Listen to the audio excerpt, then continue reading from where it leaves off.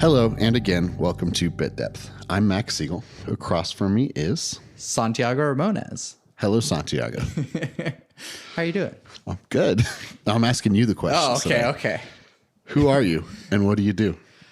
So I am a composer, podcast host, producer, songwriter, and performer. I think I got that right in the right order of my usual bio thing. So I put that intentionally in the order of the priority that I have those things for myself, or more as like a marketable thing. I think I'm probably more of a songwriter than I am a producer, but I think I want people to know that I am a producer so that I can get more jobs that way. So that's farther up on the list. Okay, cool.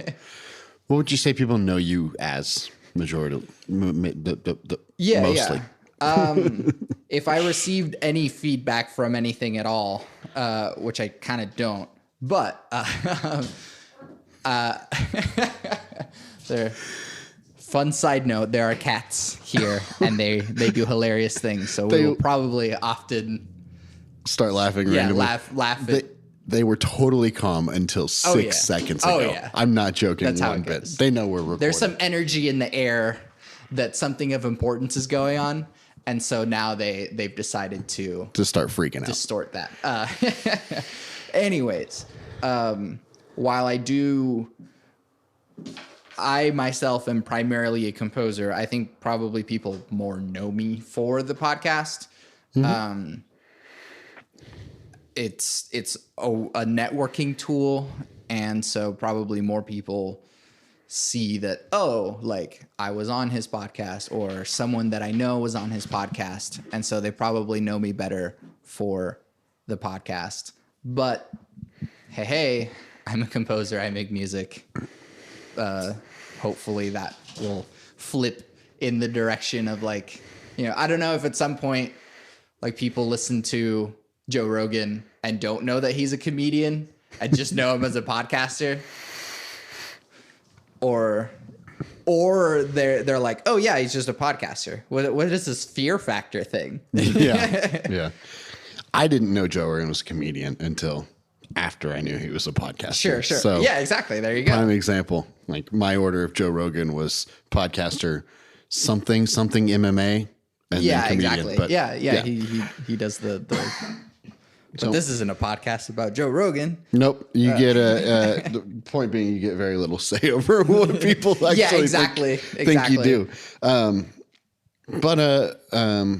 I am interested in musical Santiago. Okay. That's what I know more about. So how did you get started with the musics? Yes. So there was just like a whole bunch of music in my house growing up, like even before I came to the US. Hey, by the way, I was born in Venezuela.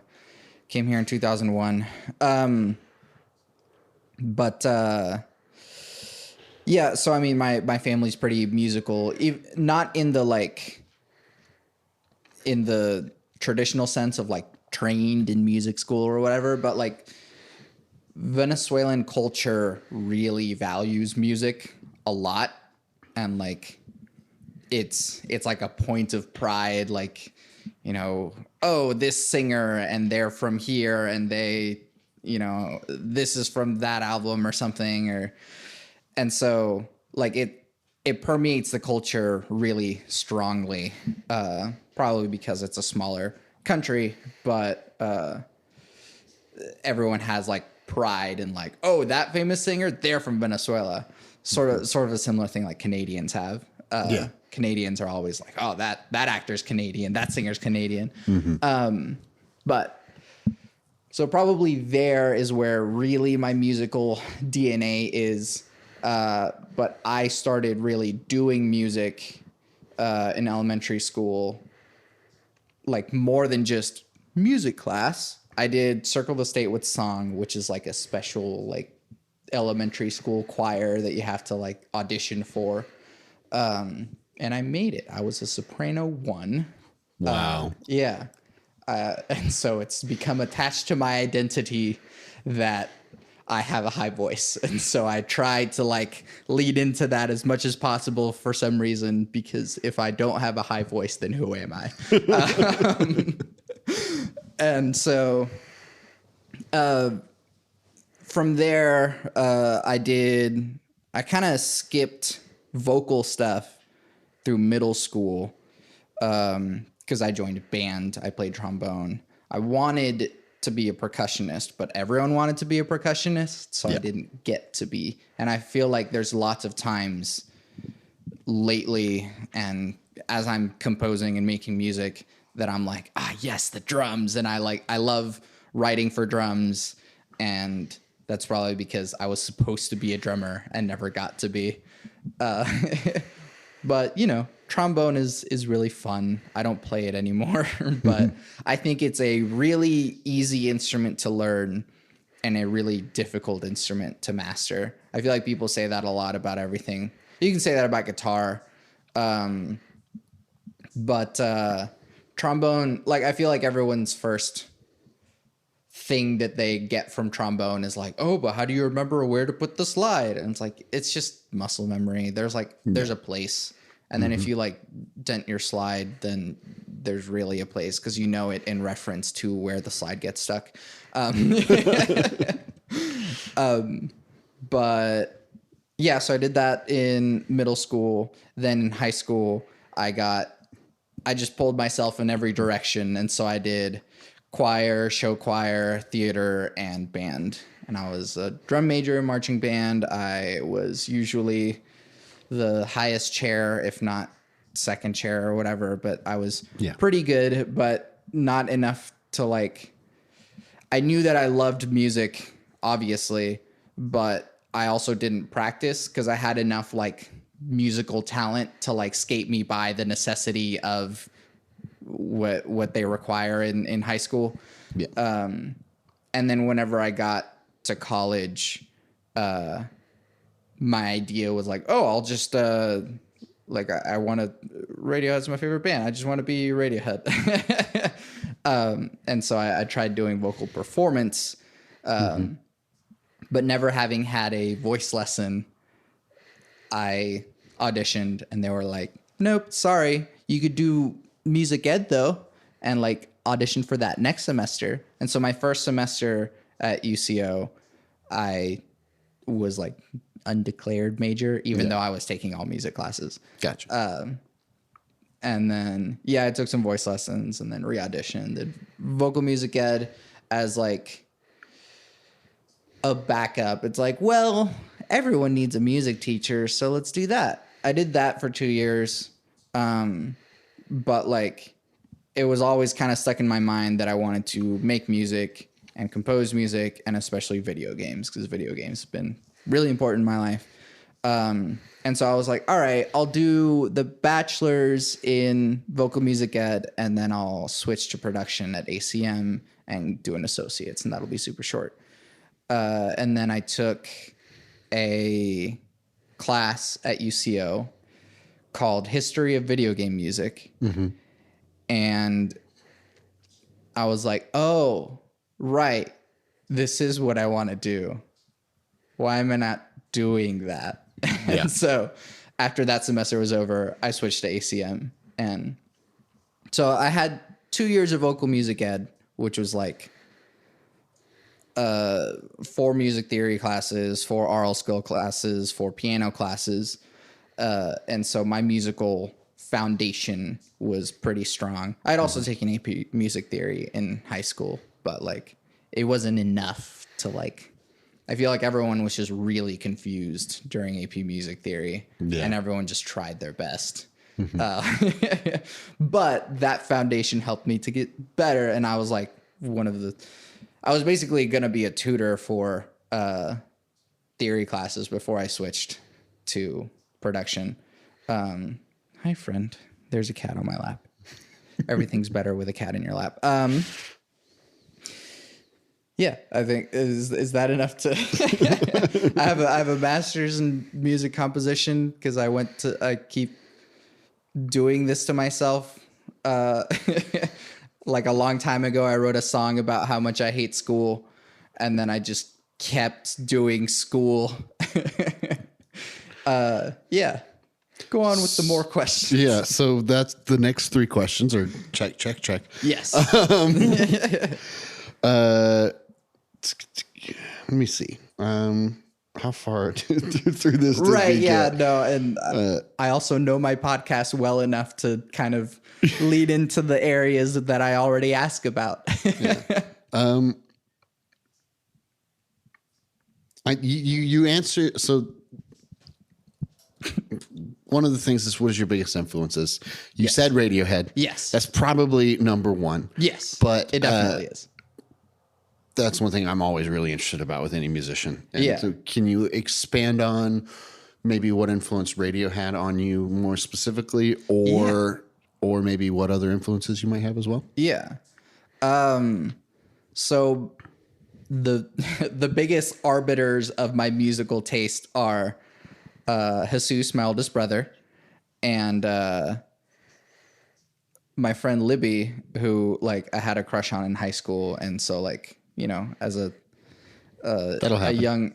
more middle school really, but like as a young budding pubescent child, you like base your entire identity off of girls. Yeah. Whoever you have a crush on. Yeah. Yeah. Definitely half of my favorite bands from high school are because I liked a girl who liked a band. Exactly. So, yeah. So I got Brand New and Modest Mouse from Jesus, and Radiohead definitely from Libby, but that and Death Cab for Cutie. That's another. So like the things that I was listening to then have kind of shaped my voice. Like my falsetto is almost entirely Tom York. Yeah. My kind of breathy head voice is entirely Ben Gibbard. So I mean, it's a lot of, and then probably my like screamish stuff. I don't do a lot of screaming, but I do that a lot from Brand New. But I write a lot of songs like Brand New. Okay. In the sort of lyrical sense, not always in the musical sense, but yeah. Yeah. So can you expand on what about your songwriting you think you get from Brand New? I know you and I have talked about Brand New quite a bit. Sure. I think that, I mean, I'll just say things that I like about Brand New and things that I try and get from that and put it into my songwriting. The way that Jesse Lacey combines storytelling with emotional explosion is something that I try to emulate. I do a lot of storytelling in my songs. That's probably also a lot from Death Cab. But where the Venn diagram of letting out your emotions and saying something that might have some sort of start, middle, and end, that Venn diagram is I try and be in the middle of that. And so Brand New, I feel, does that really well. There's so many times when I'm like sad and I'll put on Brand New and it's just, he's just saying my feelings out loud with words. And if you haven't listened to Brand New, the amount of times that I rep them on the podcast, you should by now. I would hope so. Yeah.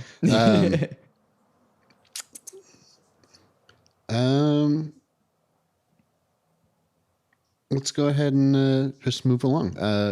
What are important factors you think contribute to an artist's success? Oh, geez.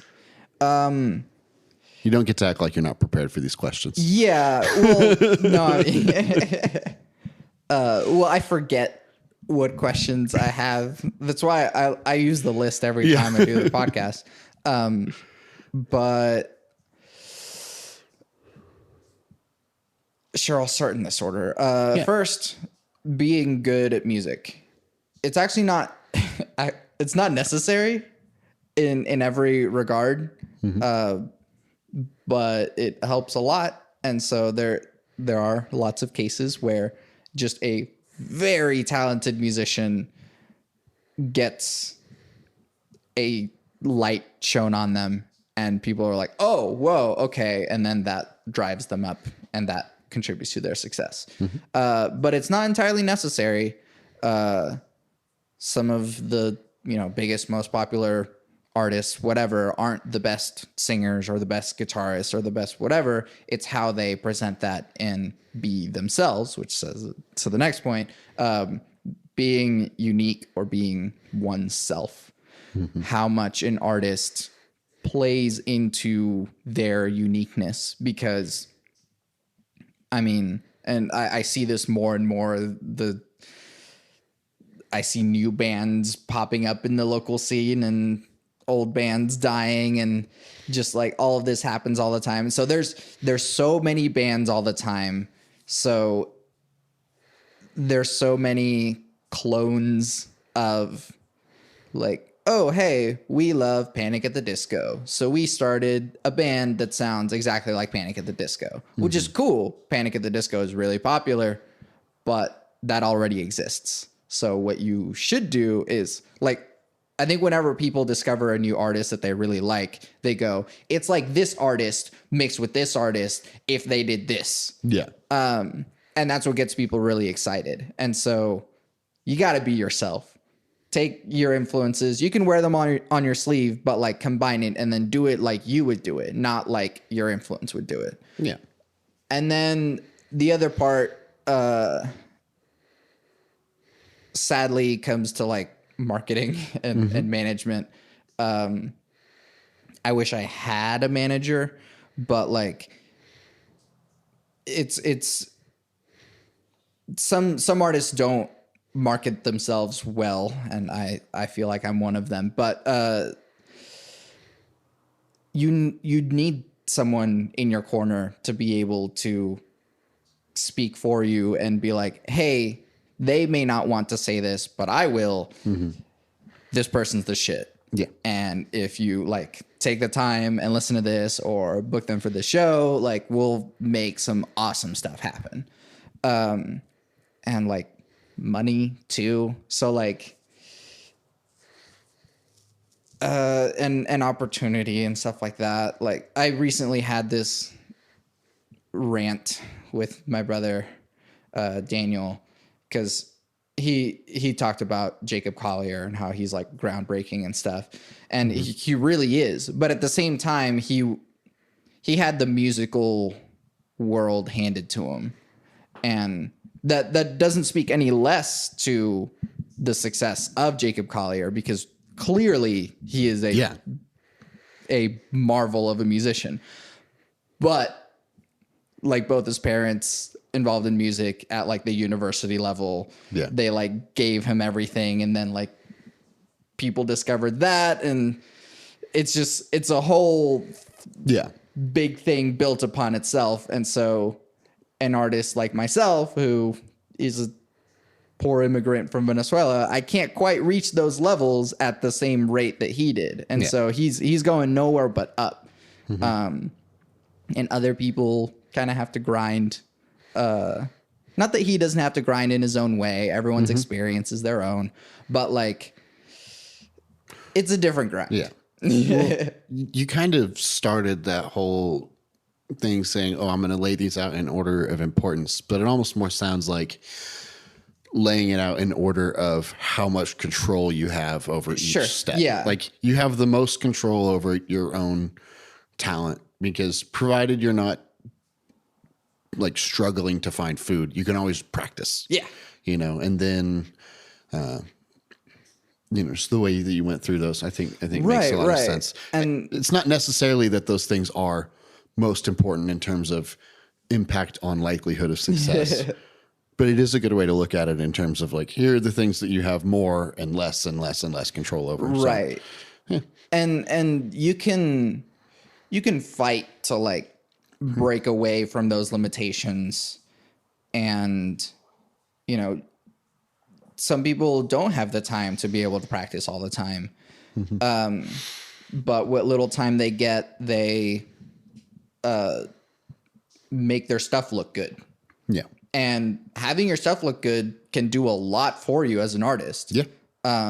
Even especially nowadays, looking at that Instagram game, like if someone, you know, has professional headshots done every once in a while, like that looks good on you as an artist. And it kind of a little bit is of like playing a game of pretend. Like sometimes you have to pretend that you're balling. Yeah. So that you could be balling in the future. Depends on what your brand is. Right. Yeah. You could start out living in the dirt and then get famous for being that artist who's living in the dirt. And then exactly. just eventually be pretending to live in the dirt. Yeah. You know? Yeah. I think that's a weird charade that comes through country artists. Yeah. There's or hip hop. Well, sometimes you get that. Sometimes you get the opposite. But you get, in all genres, really, you kind of get that. It's all kind of fabricated. Yeah, it is. Yeah. It depends how much you want to play that game. Yeah. And I don't like playing that game, which is kind of why I want a manager, because like you want I someone want to play someone else it for to play you? that game for me. Because it does bad things to my brain to live in that space all the time. It's people love a rag to riches story, and it's easy. Yeah. It's easier sometimes to just find one than it is to make one, if that's your job, is to make people famous. But you know, there are plenty of manufactured rags to riches stories. Yeah. But And it's kind of part of the, I mean, good on Taylor Swift for having her success, but she is a product of the machine. 100%. Yeah. But she does write her own songs. I will give that to her. And nobody who's ever, this is also part of the machine, but to some extent, there's always the famous people who people meet them, and then they're like, universally, this person's kind of a pain to be around. Yeah. And you never hear about that with her. So I don't know, maybe. But what is the goal or goals for your career? I have like, I always do this with kind of everything, but I have like pragmatic goals and then like pie in the sky goals. Yeah, of course. So let's start with the pie. Yeah. Oh, start with the pie? Start with the pie. Go big or go home, baby. Yeah. So, I mean, I kind of said it earlier. It's like, I just want to be Radiohead. Okay. You want to be the whole of Radiohead, but in a single person. Or do you just want to be Tom York? I mean, sure. That would be nice. It'd be a good consolation prize. But it's more like I want to be able to be free to make art, have the resources to make my art, and then once I put it out, people listen to it passionately.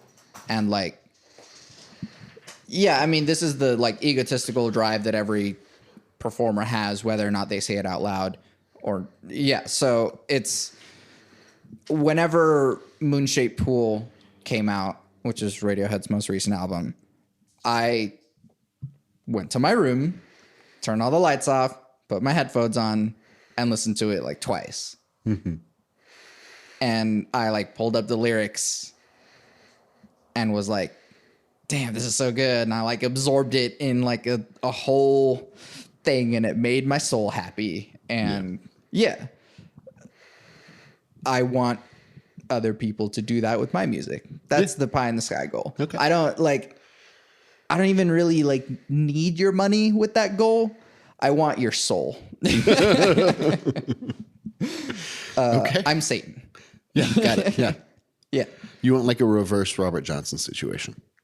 Sure. Yeah. But yeah, that's the big, I just want to be able to make music, make art, really, because it's more than music. It is art, and have people ingest it and understand it. I want to be understood. That's an innate human thing, but Yeah. I'm glad I went with that part because I feel like you're the kind of person who's got like a lot of really clear answers for, oh, here's my 5-year goal. Sure. Here's my 1-year goal. And they're all very humble and they're all very pragmatic and useful and all that. And I'm like, what does Santiago's ego have to say about this though? Yeah. You know? But yeah, no, the pragmatic goal is it's every musician's pragmatic goal, which is just being able to make music for a living and not have to worry about the next check being the make or break thing for me to be able to eat tomorrow. It's really everyone's pragmatic goal plus music. Yes. Like that goal. Make a living. With music. but do music. Yeah. Yeah.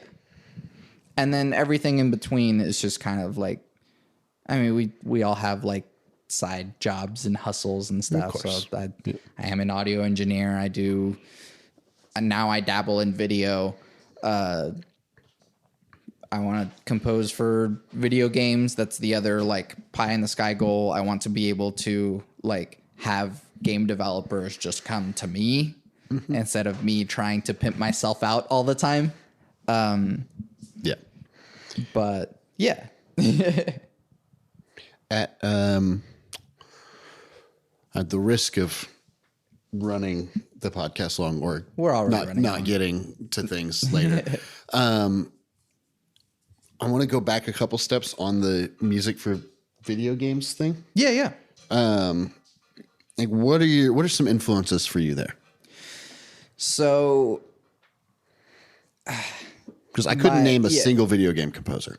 Right. And I don't know that most people can, even gamers. So. I can name a lot of them because it's my other obsession. So probably my first like big favorite game was Prince of Persia. Okay. Which was Stuart Chatwood, I believe. And he played in a rock band that I don't remember their name right now, but he was like more popular as like a rock musician than a composer, and he did the soundtrack for the Prince of Persia games. Cat things going on. And I say that soundtrack not because it's one of my favorite soundtracks, because it's not, but because it was my first like favorite video game. But it was one of the first times that I like started noticing soundtracks in games. Mac just got clawed in the arm. I got attacked by cats. The chair I'm sitting in got attacked by cats, and that was collateral damage. Anyway. But then, so the first real soundtrack, Fable 1. Oh, that's a good one. Dude, it is... the main theme was composed by Danny Elfman, but then the rest of it was by Russell Shaw. And it's so magnificently British. It's so... like funny and charming, and that theme is just embedded in everything. It's just so magical. That score is just so like beautiful and so appropriate for everything. There's a lot of choirs in it, a lot of just really magical stuff. And then coming to now with what my favorite game is right now, which is still Transistor.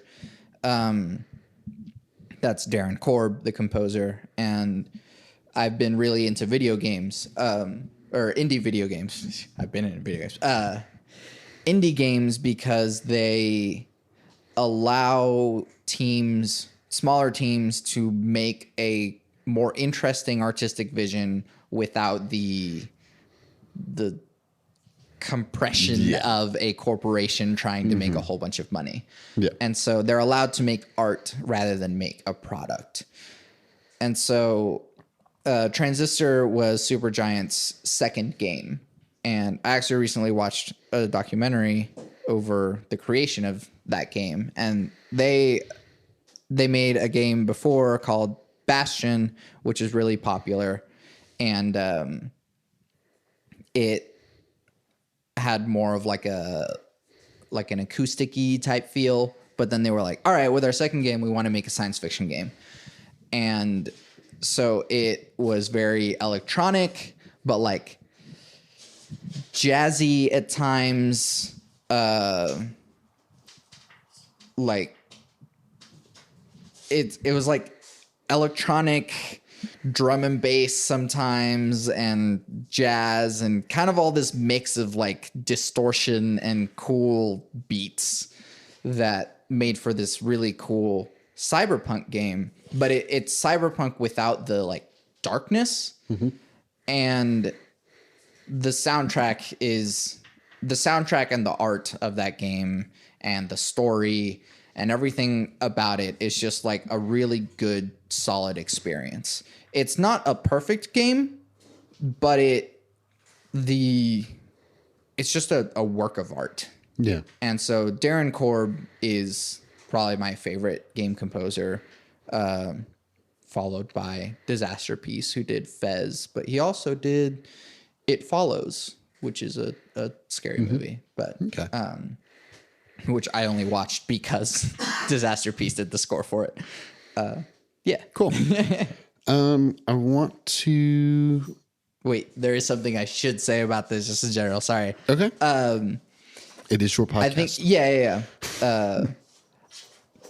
What makes video game music more interesting than just like scoring a film or just making an album is that it's alive. It is interacting with the player. And so you get a lot more opportunities to create something really unique because it has to evolve with the player. Yeah. And that is, technology for it is getting better and better all the time. But like, I feel like the album is something that like, oh, here's this thing from start to finish. It sounds like this. But there's some scores that will, like video game scores will create whole new experiences every time that you play with it, and you might notice something different each time or something, or you can do different things with rhythm, whatever it might be. It can create an entirely different experience. More cat things are going on. Really just trying to get the cat not to chew on the cables. All right. Sorry, I didn't interrupt you earlier. you interrupted yourself. Yes, I did. Well, the thought was going to be something along the lines of what do people not know about video game music, but you kind of... Yeah, I think you knocked it out. That. So it's good. My brain has a loading noise, and it's probably super annoying on the podcast, and I apologize. That's what the D-Click plugin's for. I think what is a hurdle that you've gotten over in the past, or what are you still working on? Geez. Hard left turn. Here we go. Yeah. So I remember last night thinking about this question and just remembering that it was a question, but I didn't answer it in my head. So I think that, well, let's start with one that I've gotten over. I think that this is something for every musician. They see music theory as this big, scary monolith of knowledge that they will never surpass or never understand enough about. And I feel like I don't know everything about music theory. There's always a whole lot more to learn. I wish I did know more about like jazz theory, because there's some real funky stuff going on in those chords. But honestly, there was a point where I was like, I'm never going to understand this. Yeah. And now I do.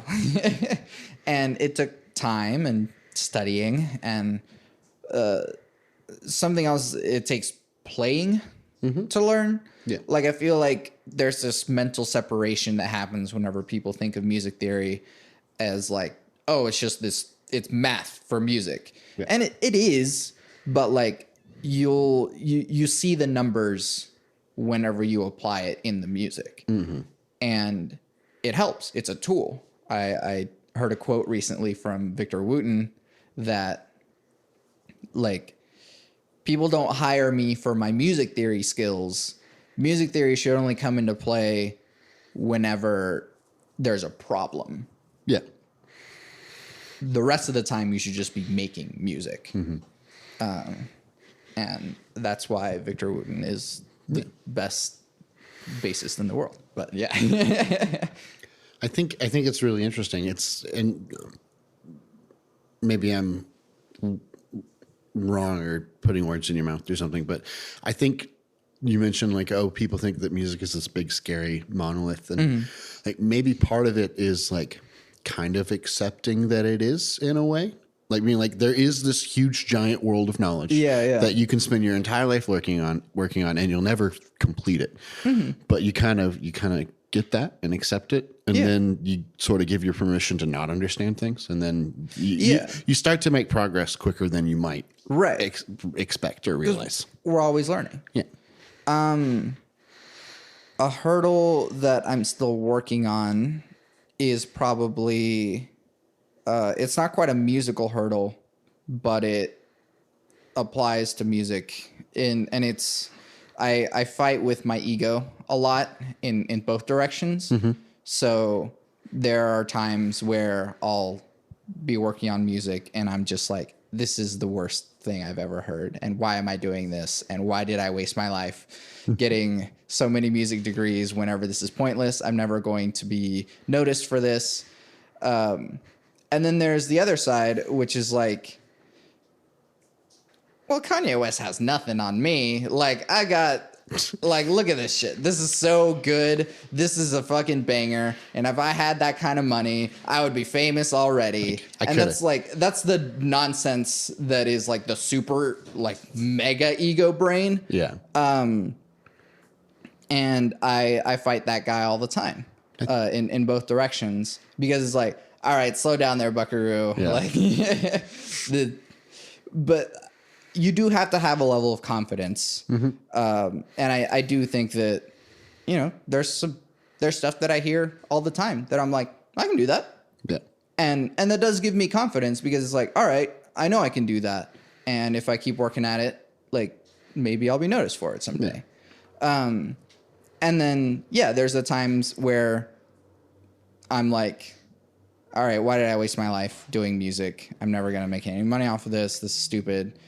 But like, you got to pull yourself up and be like, no, you can do this. Do it anyway. You like stuff that you've made is more than good enough. There's people making lots of money off of music that is worse than yours.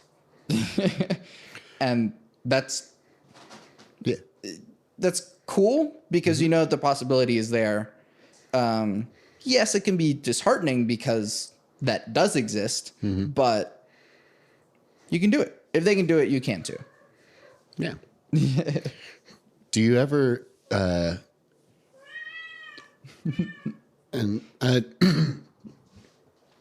you ever feel like sometimes hypermaniac Santiago writes something and then like hypomaniac or sorry, let me reword that because I screwed it up. You ever feel like hyper ego Santiago writes something and then hypo ego Santiago like works with it later and there's a conversation between those two things? Or I think it's a funny thing because I feel like that judgment process probably happens a little later in the process for some reason. Like there are times where I'm making something and I'm like, ooh, I like this.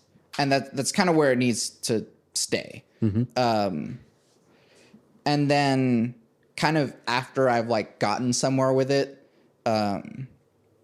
I'll stop and go, cool, this is a good direction to go. And that is kind of where that comes in, where hyper ego Santiago will like, oh yeah, this is dope, keep going. And that does help me complete things. Yeah.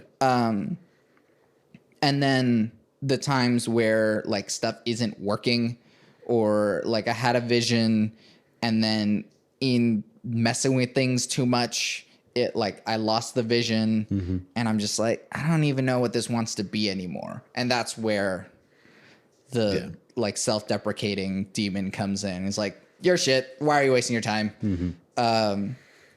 And so, yeah, that conversation is had kind of later in the process after I've made something. But usually if I'm sitting down to make something, I'm already in a state that wants to create. You're not really judging as you go. You're just making things. Yeah, and I guess you can take that as advice, but like try and just make things first before you judge things. Or the moral of the story in Shrek, don't judge people before you get to know them. Sure. Don't judge your music. Don't judge your music before you get to know it. Before you get to know it. Good. Yeah. I like that. I'm going to try to skip around a little bit in Go for essence of time. Seems like I mean, we can go long. This is episode 200. It's a big deal. It's a big deal thing. Okay. The last episode 200 was 3 hours long. The last episode 200? The last 100th episode. Is there like a whole other 200 episodes I don't know about? Because I need to know. No. Time is a flat circle, Mac. Time is a flat circle. Time cube. Okay, so what is selling out? Having heard so many people answer this question. I was tempted to skip it because this is the question where answers annoy me the most often. Really? And I couldn't even tell you why. It just, I roll my eyes during answers for this question more often than answers for any other question. But you seem to think it's really important. So I'm curious what you have to say about it. I think it's more that other people find it to be important. And so whenever we have that conversation, people realize how less important it is. Okay. So, I said the like musician goal earlier, which is just making enough money to survive. Yeah. Everyone is reaching for that. Mm-hmm. Sometimes people reach a certain point to where they don't realize that they've already reached it. Yeah. And then they just keep going. Mm-hmm. And so it's like, all right.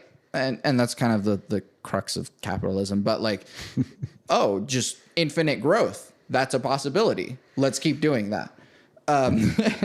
And so I don't necessarily fault artists for reaching for infinite growth. But there is going to be something lost in the process. Yeah. And I think that what we can define as selling out is betraying your values for monetary gain. Yeah. Like the real goal is one wants to make enough money to comfortably live making their art. Yeah. And there might come a point where you can make more money making something that's not your art. Your art. Yeah. Yeah. And that's why, I mean, that's why I like Panic at the Disco's first album, but I don't like the rest of the stuff because I can tell that it was like, all right, this one was a band, and then it just progressively became Brendan Urie, and to where it was literally just Brendan Urie, and now it's just like a pseudonym for the man. Yeah. And I feel like the newer music does kind of betray the essence of what the initial project was. Yeah. Same with Fall Out Boy. It's kind of one reason I hate Green Day, because like they're kind of known as like, oh yeah, rebellion, but it's like it's the you're kind of not doing it, because like there was a Green Day song playing at the gym the other day, and I was just like, ugh. Yeah. Because like that's the opposite of punk. But yeah, that's Yeah. I think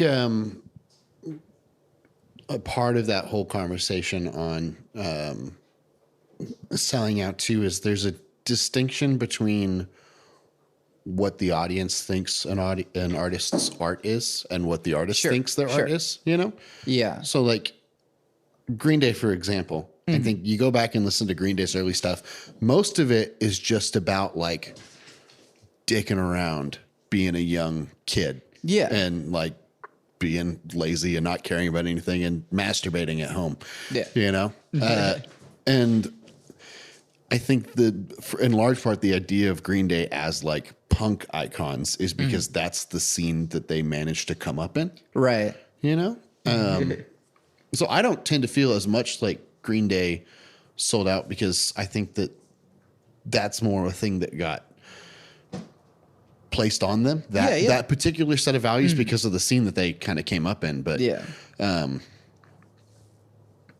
don't know. I think, and maybe Brendan Urie is a similar situation. Like for some artists, and this is true for a lot of pop artists, like their art is their performance. Sure. You know? Yeah. Or their art is their lyrics, and their art might be melody, and everything else is just a means to an end to getting the other stuff out. And I don't know. Yeah. And the other thing is like getting to know the artists a little bit more. Kind of a pie in the sky goal for this podcast is actually like, I'd like to have Taylor Swift on because of the nature of the beast, she doesn't get to have genuine conversations. It's all like this machine to try and be something and say the right thing. And that's like the opposite of this podcast. I'm trying to get to the root of people. Yeah. And so I want to have her on and have a genuine conversation. The goal would be to get her on in a perfect world where she would talk about... Where she would actually talk and not do the face. Yeah. Which maybe after a while it gets hard to turn off the face. I don't know. That's... And I mean... I'm not in that level of the world of that world. So like, I don't know how hard that does become. Yeah. So yeah. It's really interesting. Oh my gosh. So many cat things going on. There are only 2 cats, but they sound, they're like coyotes. Yeah. They sound like 40 cats. Yeah. See, now the listeners are probably going to want to hear the cats because they're probably not hearing them. There's a podcast I really like. Called Delete This. It's this married couple going through the husband's Twitter account every week and reviewing the news of the world via his Twitter account. And they have a very old cat. And a feature of the podcast is at least once per episode, they try to get a very close-up recording of the cat purring. Oh, nice. Yeah. We may try to just insert that at the end. If we can get a mic on them because they're everywhere. Well, one just about passed out on you a little bit ago. Yeah. So, anyway. I was vamping so you could pull up the questions. Separating art from the artist. Do you? I do not. You do not. Okay. Because at some point I have no choice but to have that in my brain as I'm listening to it. Yeah. It's not my fault that you did terrible things. It's yours. Yeah. And the fact that I heard about it has now seeped into your music and it hurts what I can now absorb from your art. So the usual prime example is Kanye West. He's not like a terrible like person. He's just an unlikable person. Yeah. But even that is enough to like, I don't feel like it anymore. Yeah. Just because like I don't want to be supporting that in whatever way that means. Yeah. And then like the bigger ones with like Michael Jackson now that like I probably haven't heard Billie Jean in a while. And next time I do hear it playing over some speakers, I will probably not think, oh, man, what a banger. I will probably think that man was likely a pedophile. Yeah. And it sucks that, like, you know, we're losing something out of it because it was very important to all of us. But at the same time, you got to kind of put your money where your mouth is. Yeah. If you're going to say that like this kind of behavior is wrong in society, then keep that going throughout the rest of it. And so don't support that behavior. Yeah. And yeah. You can't just say it's wrong unless you're really good. Exactly. Yeah. Like fees are legal if you're rich. Yeah. Because all you have to do is pay the fee. Yeah. Or fine. Fine is the word I was looking for. Fines are just price tag on crimes. Yeah, exactly. Yeah. So, I mean, you can speed if you're super rich. Yeah. It's fine. You pay the ticket, whatever. It's nothing.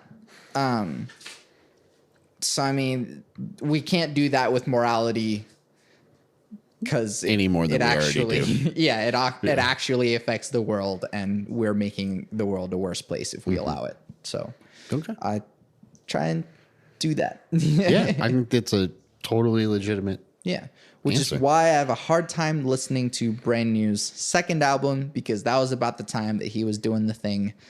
And do you know about this? I've talked about it on the podcast. We've mentioned. Well, okay, yeah.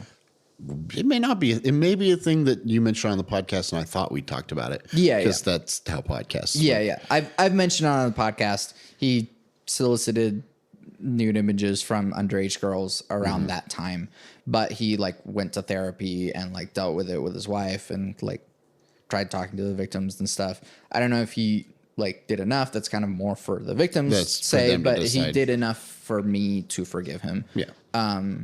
And so I think that I can still listen to Brand New, just not in that time period where he was okay with doing that. Yeah. I think that that's really interesting. I think there's a harder line, maybe version of that, where you could say it's not okay until the victims come out and say, hey, it's okay. Yeah. Or it's not okay no matter what, so. Right.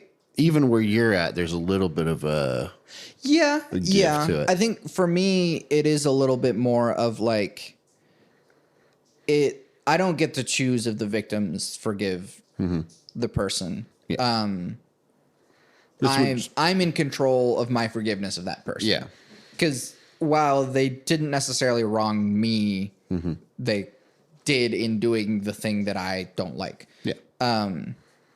And so I can forgive the people for myself, but I can't like forgive the person and then tell the victims that they should also, because that's not mine to control. Yeah. Getting into like sort of a meta conversation of the podcast. Yes. How does that? I've listened to a ton of episodes of this thing, and you get answers all across the board to that question. And what is your feeling about people who answer it way on the other side of the spectrum? Who are like, I understand. Yeah. I understand that like music especially is really impactful in our lives. There are works of art that have like shaped who people are. And so I don't blame people for being like, this was too important in my life for me to not. Or I understand the mentality of, well, they weren't doing this wrong thing when they made the thing. Or the thing itself exists independently of the person who made it. I understand that argument. I disagree with it, but like I understand why people have that position. And so it's not like I'm gonna, yell at someone for disagreeing with me on that, but I get it. Yeah. Yeah. It's hard. It's music is important to people in ways that not much else a recipe isn't. Yeah. Okay. I'm tempted to drill a little deeper on that. You can. So this is your podcast. Is it my podcast? Would it be safe to say then that you're not so much responding to like in your mind some like moral truth of the universe so much as it's knowing the artist did the thing affects your experience of the art to the point where you don't want to engage with it. It's a little of both. See, there's a part of you that feels like it is wrong to listen to the music of somebody who's done something really terrible. Yeah. And we'll kind of get to it later when we talk about morality. But like, I do think that there are, in a way, objectively good things and objectively bad things. And so for us to be hypocritical in that sense too, is that we're allowing ourselves to make the world a worse place. Mm-hmm. And that's kind of why I hold that line so strongly. But yeah, I mean, it comes from within myself, but then it does actually have repercussions on the real world. The more people are like, on Michael Jackson's pedophilia, the more they can be towards other people's pedophilia. And that's why the Republicans were very okay with going all full steam on a pedophile on that one election. I forget the guy's name. He's not worth naming. I also have a funny position on pedophilia anyways, but that's a later thing. I feel like I can't let I have a funny position on pedophilia go, Santiago. Fine, let's do that tangent. We can save it for, is there going to be an episode 2 for this? This is just, we're going. We're just going? Yeah. I feel like since it is episode 200, it can be 4 hours long and it's fine. Okay. Yeah. I may need to turn on the heater because I forgot to when we came in. Okay, yeah, we can pause whenever you want. Start on that because I can't let I have a I have a funny thing on pedophilia. I can't let that go. Fair enough. And this kind of comes from Chris Ryan, who wrote a book called Sex at Dawn, where he talks about sexuality in prehistory. And so how humans have kind of evolved to be sexual as this species. So he kind of talked about it in one episode where he said, he has a podcast. He said that, like, why are we so demonizing on pedophiles if it's not actually their fault that they developed this sexual preference? Mm-hmm. And so it seems like a thing that, like, if someone turns themselves in for, like, having child pornography, should their sentence be lighter than if they, like, molested a child? Mm-hmm. And yes, because they didn't actually act upon this urge. They, like, tried some way of treating it. And so something that Chris Ryan talked about on this podcast is that there's, like, a law that says if a therapist has, like, a client that says, oh, well, I don't know, I kind of am sexually attracted to underage people, the therapist is, like, kind of required or compelled to turn them in, which, like, betrays the whole point of the therapy. Because why aren't they allowed to get help for this? This is clearly a bad thing. So they should be able to, for one, talk about it and try and deal with it, because by talking about it, they're trying to not act upon this thing. Mm-hmm. And then the other weird part is that, like, how can we help? Mm-hmm. And that's, I don't have answers on that. I don't know enough about it to talk about it, but in the same way that video games actually help reduce violence because people have an outlet for that violence, instead of actually committing that violence upon the world, they do it within a virtual world and it helps. Mm-hmm. I mean, I'm sure there are many school shooters that have been abated by playing video games.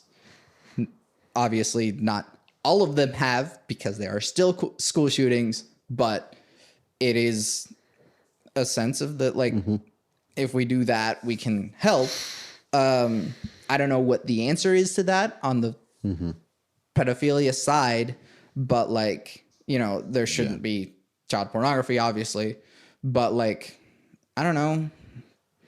There's animation, I guess. Like, I don't know what that might mean, but to claim that something is unanimously bad and there's no redemption from it means that we're actually just creating more of the thing that we hate because they don't have an outlet for it and they are going to continue doing bad things upon the world rather than like dealing with it in some sort of therapeutic sense.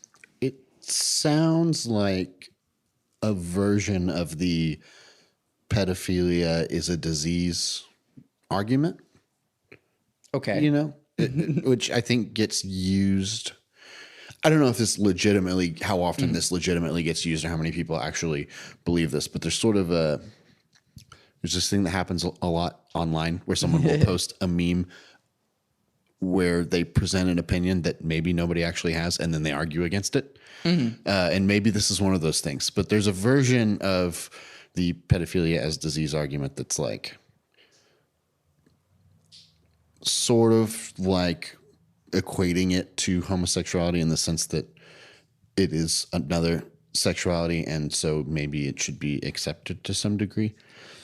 I mean, but there's a conversation to be had. Yeah. I think is the biggest thing. And the hard thing about it is that socially we're not allowed to have the conversation. It's like studying weed. It's like it's like studying weed, and that it's like it's hard to really have an intelligent conversation about a thing that wherever you stand on the issue clearly needs to be addressed by society. Yeah, exactly. If you're not allowed to talk about it. Another thing that Chris Ryan quotes from other people, but it's like we can see the places in society where the most progress is going to be made in the places where people aren't allowed to talk about. So where the biggest taboos are the places where we need to grow the most. Yeah. And so that comes with sexuality, that comes with psychedelics, that comes with spirituality. And it's kind of one of the reasons why I do this podcast is because I want us to be able to at least talk about spirituality in an environment that isn't going to judge you for it. I hope you're okay that I pursued that. I felt like I'm open to talking about anything.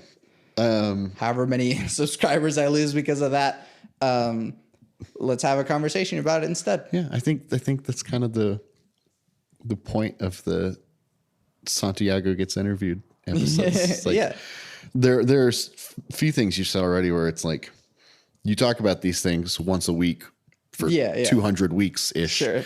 And I'm like, oh, I hadn't ever heard you like put it which makes sense. You don't want to like argue with your guest. I'm trying to draw something out of them rather than blah, blah, blah, blah, blah. Yeah, no. And that would make every episode like twice as long. So of course, sometimes I'll inject a little bit of an opinion if it seems like we agree. But most of the time I'm just letting them say their piece. We're almost through half the questions. Sweet. This was where I wanted to go before you said, hey, I have this weird thing about pedophilia. We were talking about selling out, or no, it was the conversation about separating art from the artist. Separating art from the artist. And you started on this thing about how like failing to view the art and the artist in connection with each other can make the world worse. So flipping that over, can music make the world better? And in what ways? Yeah. So, yeah, definitely. I think that is a question I have on there, or if not, more or less. Yeah. I think that all art can make the world a better place. Because even if it's not actively doing the thing, it inspires people to make the world a better place. And that's just as important. Like if people aren't inspired to make the world a better place, then no one's going to make the world a better place. So I think that it is kind of up to us as artists, musicians, creators to put that goal out into the world. It's a goal of mine, at least. I write a lot of sad music, not because I'm a sad person, but because I want the world to improve. And by pointing out, hey, look, this is a sad thing, it allows us to think about it. And in that same way, like, have a conversation. And so the more that we're thinking about these things, the more that we're talking about it and exploring it and getting different perspectives, the more we can connect with each other and take action and make the world a better place. Yeah. There's a reason why Rage Against the Machine was so popular, because it really tapped into this anger that we all had about the government. So, and still have, obviously. In some cases in the wrong direction. But yeah. So on that, I think that what you just put really beautifully and succinctly is probably an opinion that most people hold, that music can make the world a better place, and music can make people better people, or art in general can make people better people. What are your thoughts on the flip side of that, beyond the issue of like separating the art from the artist? But sometimes I feel like people are less open to the idea that music can make the world a worse place, or art can make the world a worse place, or can influence people to do worse things. Like, I think that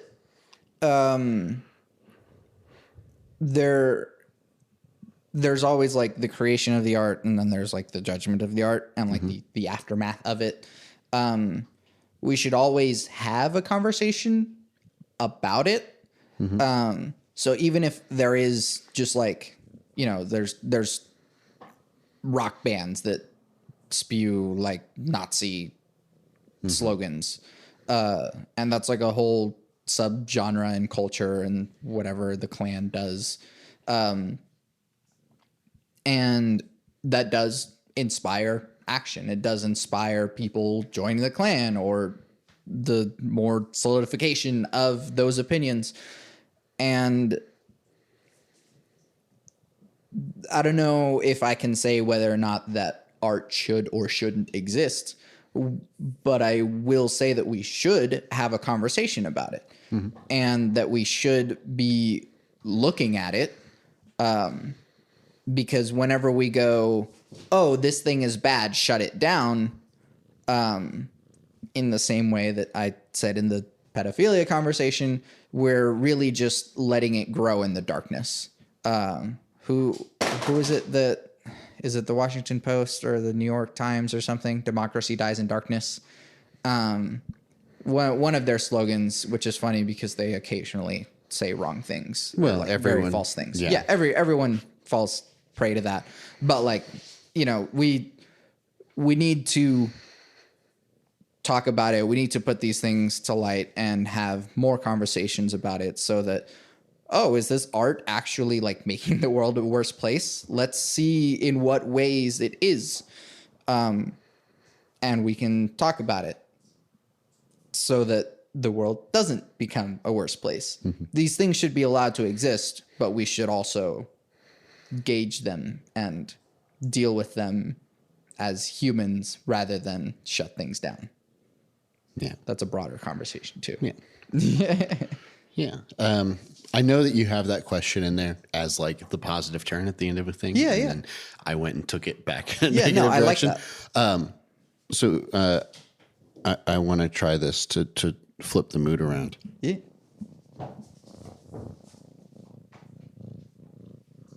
I hope that can be heard.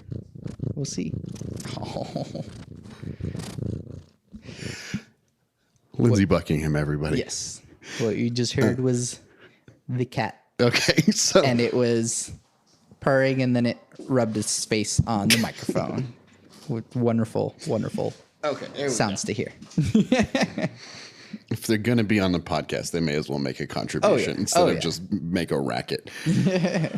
What is the... Oh, I'm excited. Oh, wait. No, we got to hit one of these before we move on. No, we got to hit two because I like the last two on this section. Okay. I'm going to flip them, though. What advice do you have for musicians? Kind of the things that I said with what contributes to your success. So, like, be you, first and foremost. Keep going. And do something new to you. Yeah. It might not be new to the world because it's always it's always like a really disappointing thing whenever you're like, oh, look at this cool thing. I've never heard this before. And someone else is like, oh, that's just like this. You're like, God damn it. I thought I was being cool, or I thought I discovered this thing. But just make it anyway. Yeah. Because it's new to you and it's going to drive you to new foundations, new beginnings, new whatever. Yeah. Keep doing the thing. Spiral out, keep going. There you go. Yeah. That's not my quote. No. Okay, cool. What's something that now this might be hard as a person who talks into a microphone for 2 hours every week. Yes. What is something that people don't maybe know about you? Maybe the sword fighting thing. The the sword fighting thing? Yeah, I don't talk about it a whole lot because it's kind of dorky. I thought you were going to go with the cosplay thing, and I was like, I think people know about the cosplay thing. Yeah, well... But I don't know about the sword fighting thing. Sure. Yeah, I like sword fighting. It's a fun exercise. It's a way of engaging all of the muscles in your body rather than just like the ones that you do at the gym. It's hella cardio but it's also not quite as exhausting as being like in an actual fist fight. Yeah. Because like 30 seconds of that will just wear you the fuck out. Mm-hmm. Whereas you can go for a while with a sword fight because there's some distance in between you. Yeah. I don't spar with actual swords. I have foam swords that I keep in my trunk for if I tell someone that like, oh, I do sword fighting, they're like, really? And I was like, yeah, I have some in my trunk. You want to like whack each other with sticks? And that's the fun thing about it too, is that like anyone can just kind of like, I hand you a sword, I'm holding a sword, and then like try to hit me. Yeah. And it's fun. Yeah. So is it like a particular discipline, or is this just like I do LARPs or? No, I think that LARPing is just beyond my extent of being comfortable with that. Yeah. And I mean, maybe I should try it, and it would be a lot more fun than I think. In the same way that like acting would be. Yeah. But I don't follow any specific discipline. I think that for me at least, it's not about the discipline for it. This is just something. It's just a hobby that I have for fun, and so I don't need to muddy it up with like rigor. Mm-hmm. There is a style that I kind of mostly reflect, which is like European rapier style. Okay. But like, some situations call for like, here's a kendo type of move, which is the Japanese sword style. Or sometimes you gotta like throw a good, two-handed thing in there, and that's more like German style. So like, I know enough about it to like be dangerous, to have conversations about it and notice. And really, I just have like a group of friends that we do it every once in a while. That's awesome. And we like talk about it too, but like most of the learning that I've done on it is just through doing it, which is kind of what you can do with music too. Yep. But sword fighting is just a fun way of getting that. I mean, we're dudes. We have just like violent energy pent up inside us, and it's a fun way of doing it. It was for the Lions. What else were you gonna do? Or else you're gonna like rip someone's head off one day with all this pent up rage. Yep. So like just let some energy out. And like go to the gym, run, lift weights, whatever it might be for you, but also do some activity that is like different, like a simulation of violence of some sort. Yeah, because going to the gym is like, it's boring. That's why we like, if you go to the gym without your headphones, you're like, oh, I can't do this.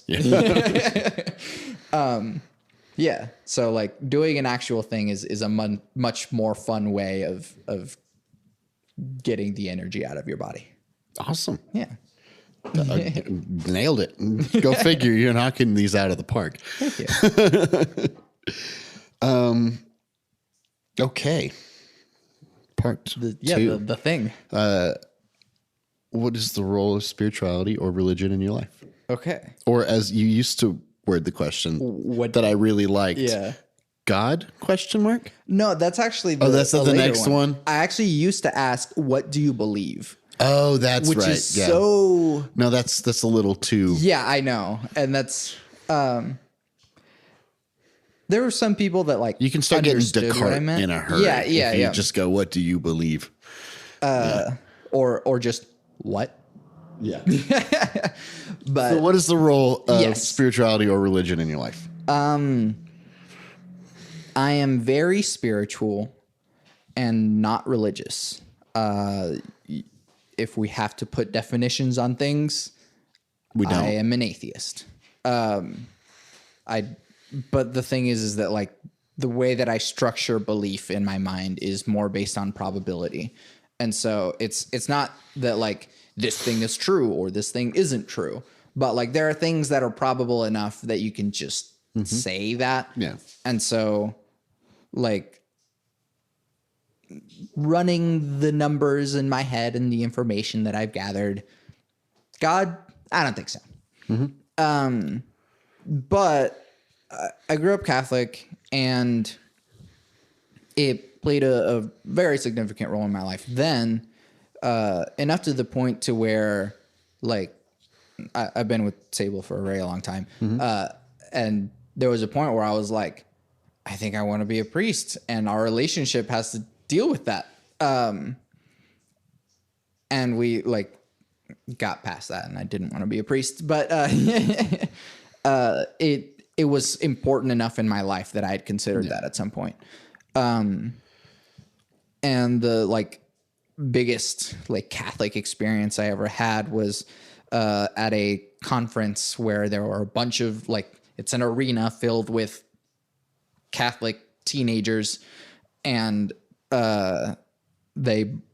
it's called adoration, and they bring out the Eucharist, which is, according to Catholic belief, Christ is in that piece of bread.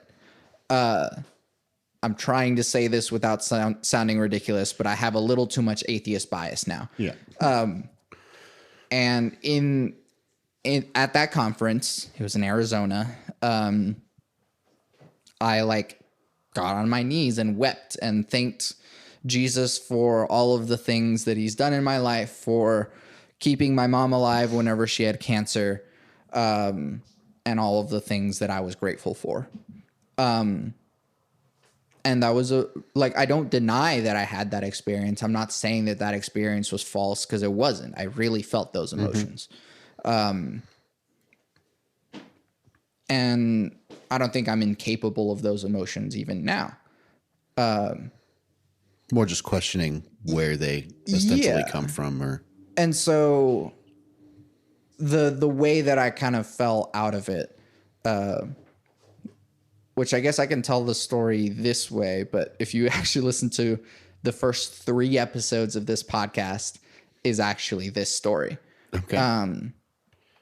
So I was asking questions already, just because like the way that Catholicism tries to defend itself from more information is by like teaching its followers apologetics.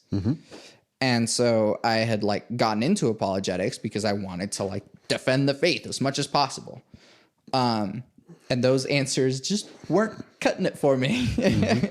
So I kept asking questions, but I was a very devoted Catholic, enough to the point to where I brought Sable into Catholicism. She, I mean, she wanted to do it, but I was obviously a very strong influence on that. And so like she took like the classes for it, and I was her sponsor. And even in those classes, I was asking like edgy questions in one way I was trying to like satisfy that part in myself, but like the face value for it was like, oh, I want you guys to like learn all the answers to these hard questions because you're diving into this world. And I was just like, I don't like these answers. And so at some point, Sable and I weren't really even going to Catholic church anymore. We were going to like Life Church, and I was already kind of like meh on all of it anyways, but I was just like following along. And a lot of the times I would just like watch these sermons and just like point out, like poke all the holes in it in my head. And there was a point where I was in the shower. I was listening to Catch-22. The book? Yeah. Okay. On audiobook. Yeah. And it was the scene where they're on a bombing mission and their plane gets hit by flak, and Yossarian, the main character, had just learned how to like patch people up with this like terrible first aid class. And one of the guys there had gotten hit by that flak, and he was like on the floor saying, I'm cold. And Yossarian goes to him and like sees the wound on his leg and like patches it up real quick. Sweet. You're going to be fine. It's going to be great. But he's still like, I'm cold. And so he opens his flak suit and sees that there's just a huge, like the flak actually went across him and his guts are spilling out. And the thing that was holding his guts in was the suit. And so he just puts the parachute over him like a blanket and says, it's going to be okay. And at that moment, I just thought, there's no Satan. It's just us. We're doing this. And like, yeah, Catch-22 is fiction, but like worse things happen in war. Worse things happen in basements of houses that we don't know what's going on. Worse things happen in third world countries, and it's not Satan. There's no enemy out to get us. It's just us. We're doing this. We shape the world. We can make it better or we can make it worse. It's just us. And that kind of I spiraled out. And put a lot of turmoil on our relationship. But like we've reached a place where we understand each other. With Sable, that is, obviously. Yeah. But however, in the first, wave of whenever someone first becomes an atheist, you read all the books, God's Not Great, The God Delusion, and The End of Faith. The great heavy hitters of that, which are really, really good books. I do find Richard Dawkins to be a smug prick, and he needs to calm down. But Sam Harris is my favorite of those. And I still like his arguments are pretty rock solid, and I don't have anything like, there are some things that I kind of disagree with him on, but like he's pretty rock solid. So it's like, I got you, Sam Harris. Yeah. And so that's kind of where a lot of that stands. And because of Sam Harris, I've been open to more spirituality rather than just like, nope, the world is just particles and molecules and there's nothing else. Yeah. No, we are interconnected beings. There are networks of things that we don't realize. Our bodies are picking up more input than we really know. And science is like, it's trying to understand as much as it can, but like there's stuff that we don't know yet. And there are ways in which we are interconnected and things that we can't explain. And so if you were to tell me like, oh, my house is haunted, this weird thing happened. Yeah. I'm not going to say like, there's no ghosts. That's where my like initial inclination is. But like, yeah, you can keep going and tell me more about it. And, like, honestly, I don't know. And so like, I think that spirituality is really important in my life because I'm constantly acknowledging how interconnected we all are. In fact, just recently, Milo Sonder, the last person I had on the podcast, talked about what the word Sonder means, which is like the feeling whenever you see someone else that you don't know and you realize that they have a whole life experience like you do.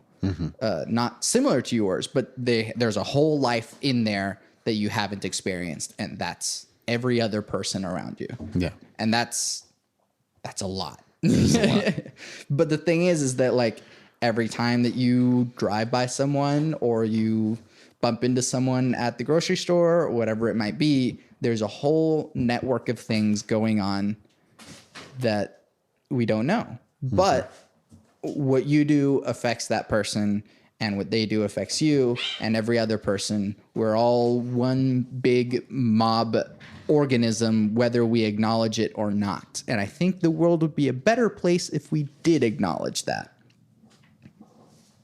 Yeah. Sorry. Yeah, there's cats fighting and stuff, but like, yeah. I really like that. I think a lot of times with that question, people kind of land on, oh, what's the role of spirituality or religion? And they go, oh, well, here's my history with spirituality and religion. Right. And they go, and now I am here. And that's kind of the end of it. And yeah. What I like to hear is like, well, what is the role of it in your life now? Yeah. And today? And how does it actually affect your thinking and your... And I've recently been talking to kind of say even more to now. I've recently been talking to a friend who I'm going to get him on the podcast soon. I want to.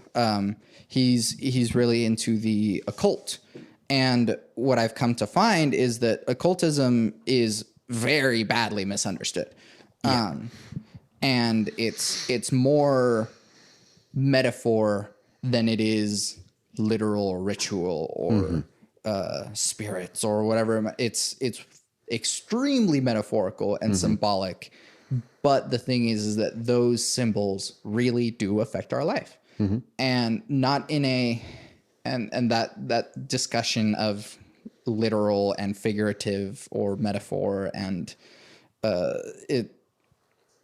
there's a lot more layers to that than we think. Yeah. And these conversations with my friend have allowed me to kind of open myself to that and think, oh, like, it's not just like the concept of God or demons or a demon is not necessarily like there's an actual spiritual entity that like inhabits a person, but the idea of a spiritual entity inhabiting you does change your behavior. And so if you create that idea in your mind, it will affect your behavior.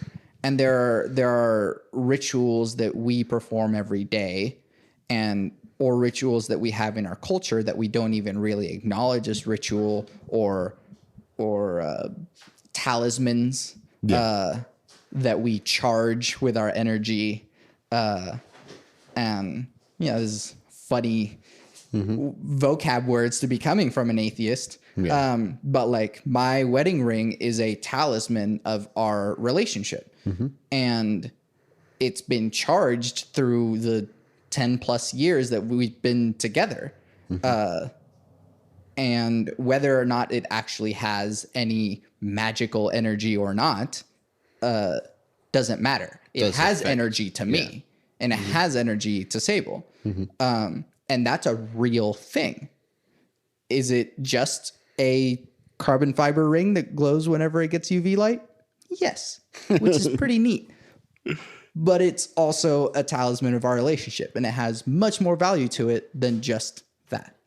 So that's a level of spirituality that I feel like a lot of materialist type atheists close themselves off to, but are actually taking part in all the time. Yeah, that's awesome.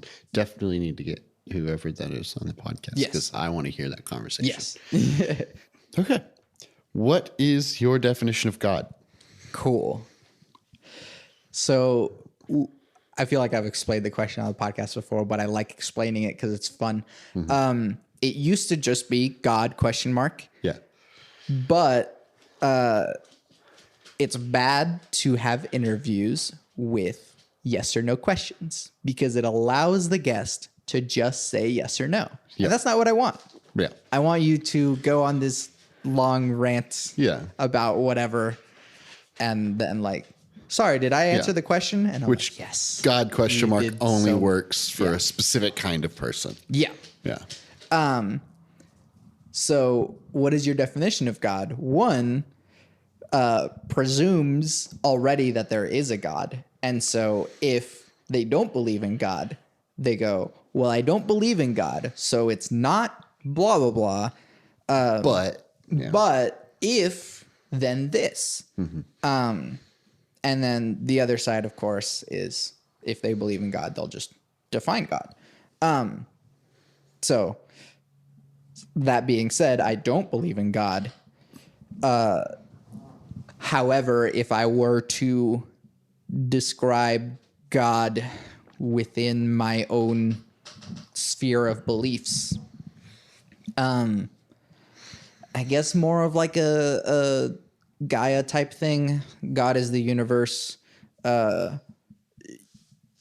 Everything that exists and doesn't exist and has existed, and that we don't know exists, is everything. And we're everything. You're everything. I'm everything. You're God.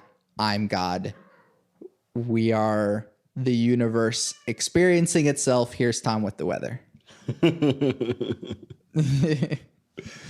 been a lot of references of a particular kind in here. That was a second Tool reference. I was hoping you wouldn't say the band name and just see who gets it. Yeah. Although that's technically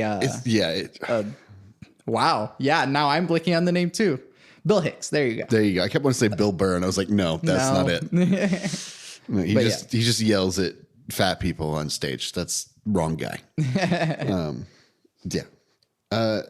Cool. Did you answer the question? Did you have more to say on that? No. I guess I'll answer a little bit more in the realm of if I don't know. I don't think that it seems likely that the God of the Bible is the God. Yeah. Because if so, then the Bible also claims that all of your morality needs to come from this being. And my intuition shows that this being's morality makes me really uncomfortable. Suspect at best. Yeah. So I don't really want, like, if that is the God, I don't want his heaven. Yeah, I'll gender it. Because out of just sheer pettiness and principle, send me to hell. God damn it. Because I don't want that to be the criteria to go to heaven. So yeah, I'm good. Yeah. I don't need it. And we can create heaven ourselves. Yeah. This is all we got. Okay. Cool. I like that. Take that, Pascal's wager. Is free will an illusion? Yes. How? Thank you. Same thing. I don't like having yes or no questions, but that it's hard to do that one. No, the how is the accomplishes the goal. Yes, I think that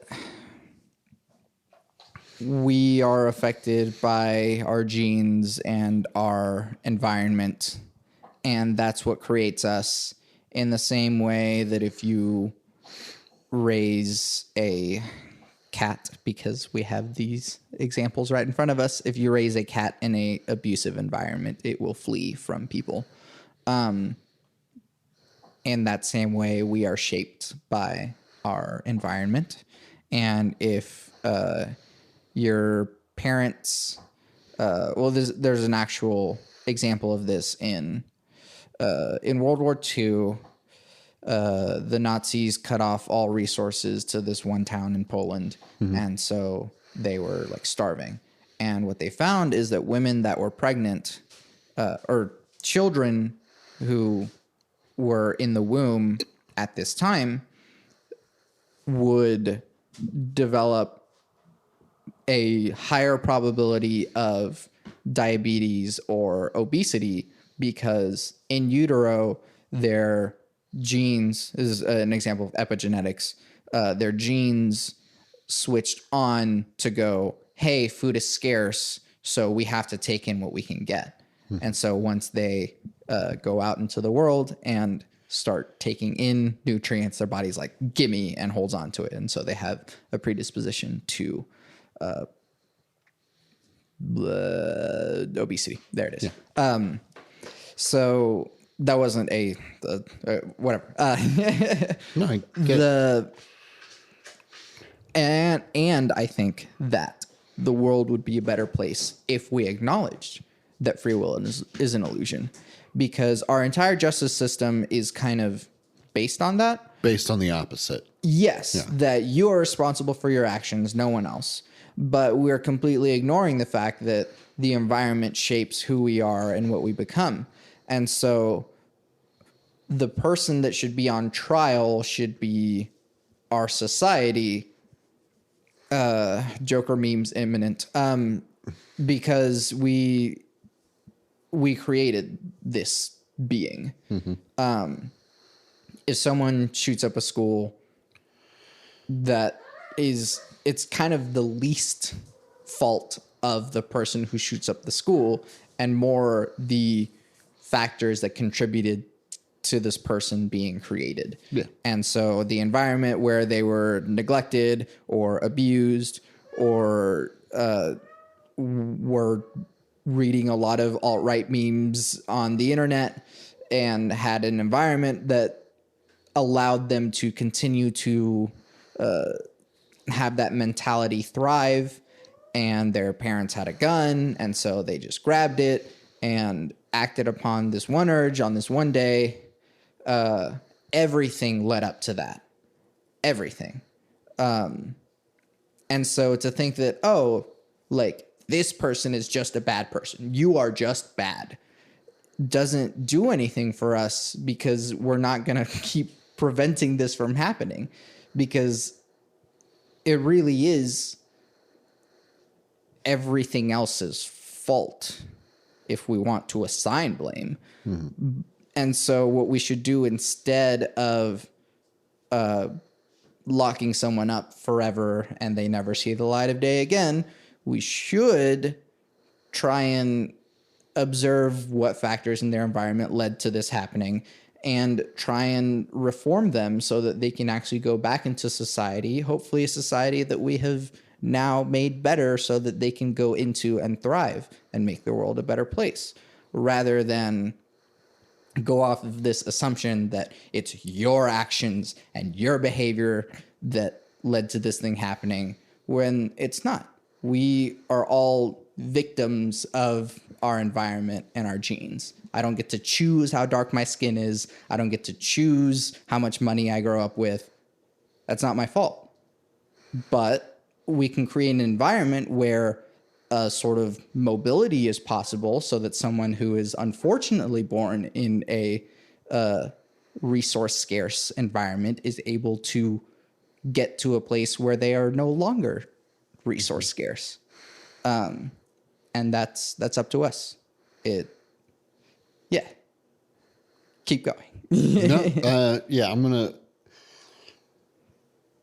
And if you have any like side questions on top of that, please. Any side questions I have come up with while you were going really come from me wanting to have a debate about that whole thing. And this is not currently the time for that. So sure. I'm really finding it interesting to just go really deep with a lot of this stuff and see what you actually think. Because, please. I feel like you did it, and I'm okay.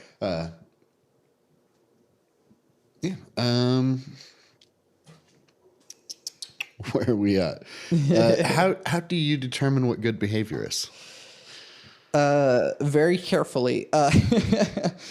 Speaking of, I know. Speaking of very carefully, there's a cat on a speaker. My cat is on a speaker, and they regularly knock these over. Very carefully. It's somewhere in between Kant and I guess Sam Harris. Okay, so I've only seen the first season and a half of The Good Place, so you're gonna have to explain to me who Kant is. Yeah, Immanuel Kant was a moral philosopher who developed this thing called the categorical imperative, kind of a way of observing morality in a objective manner rather than a subjective manner.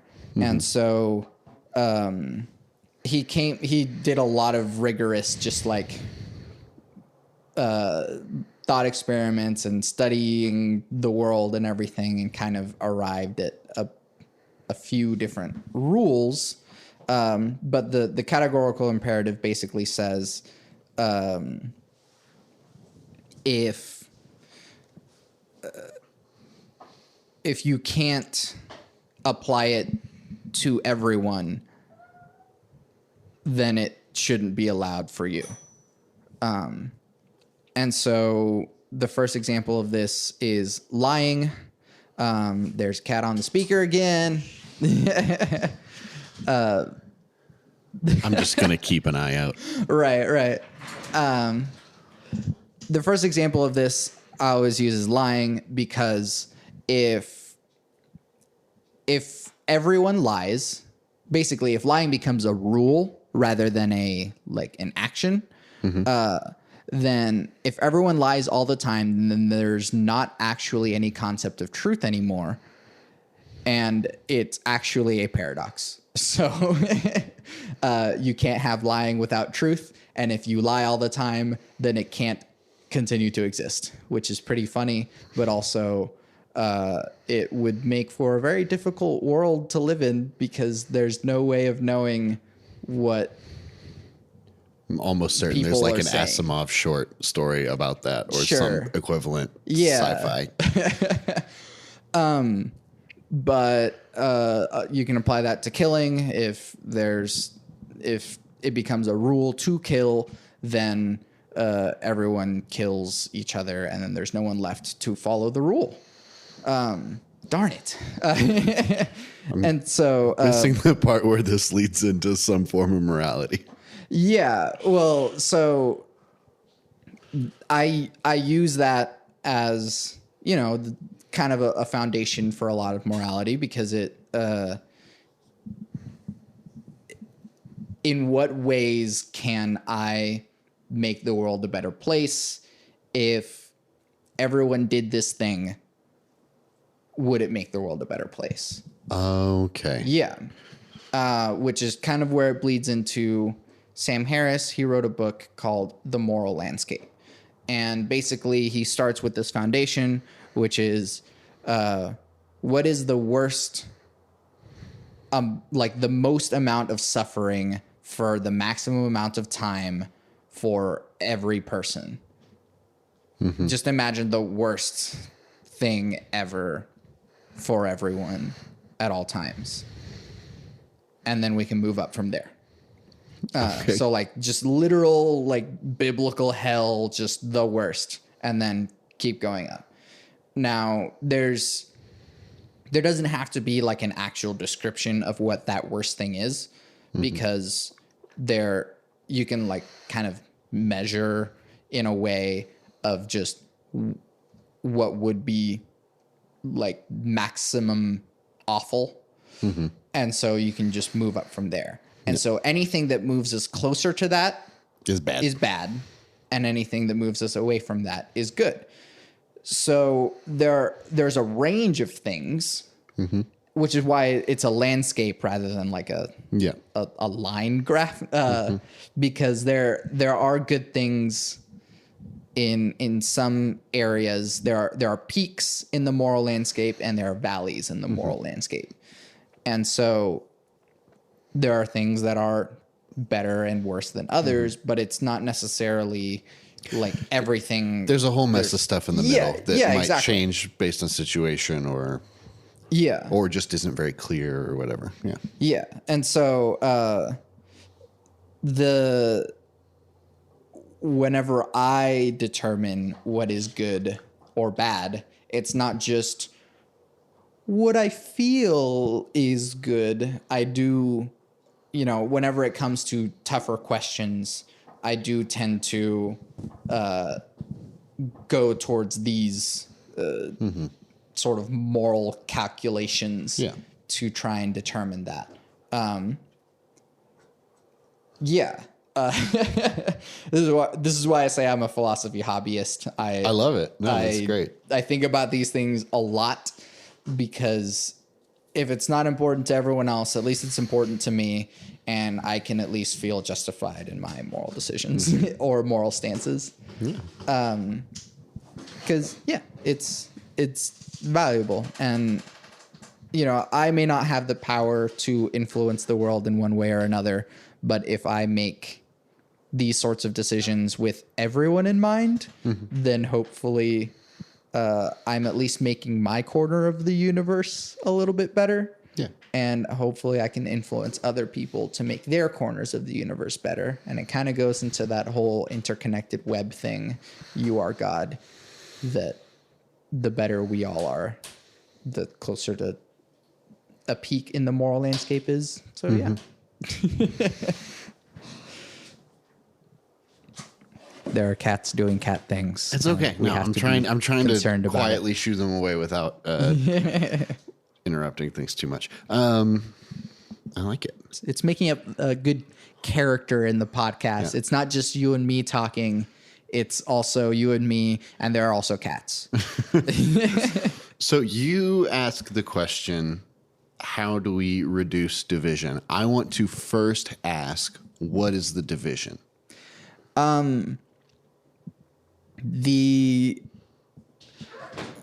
So there's like this weird kind of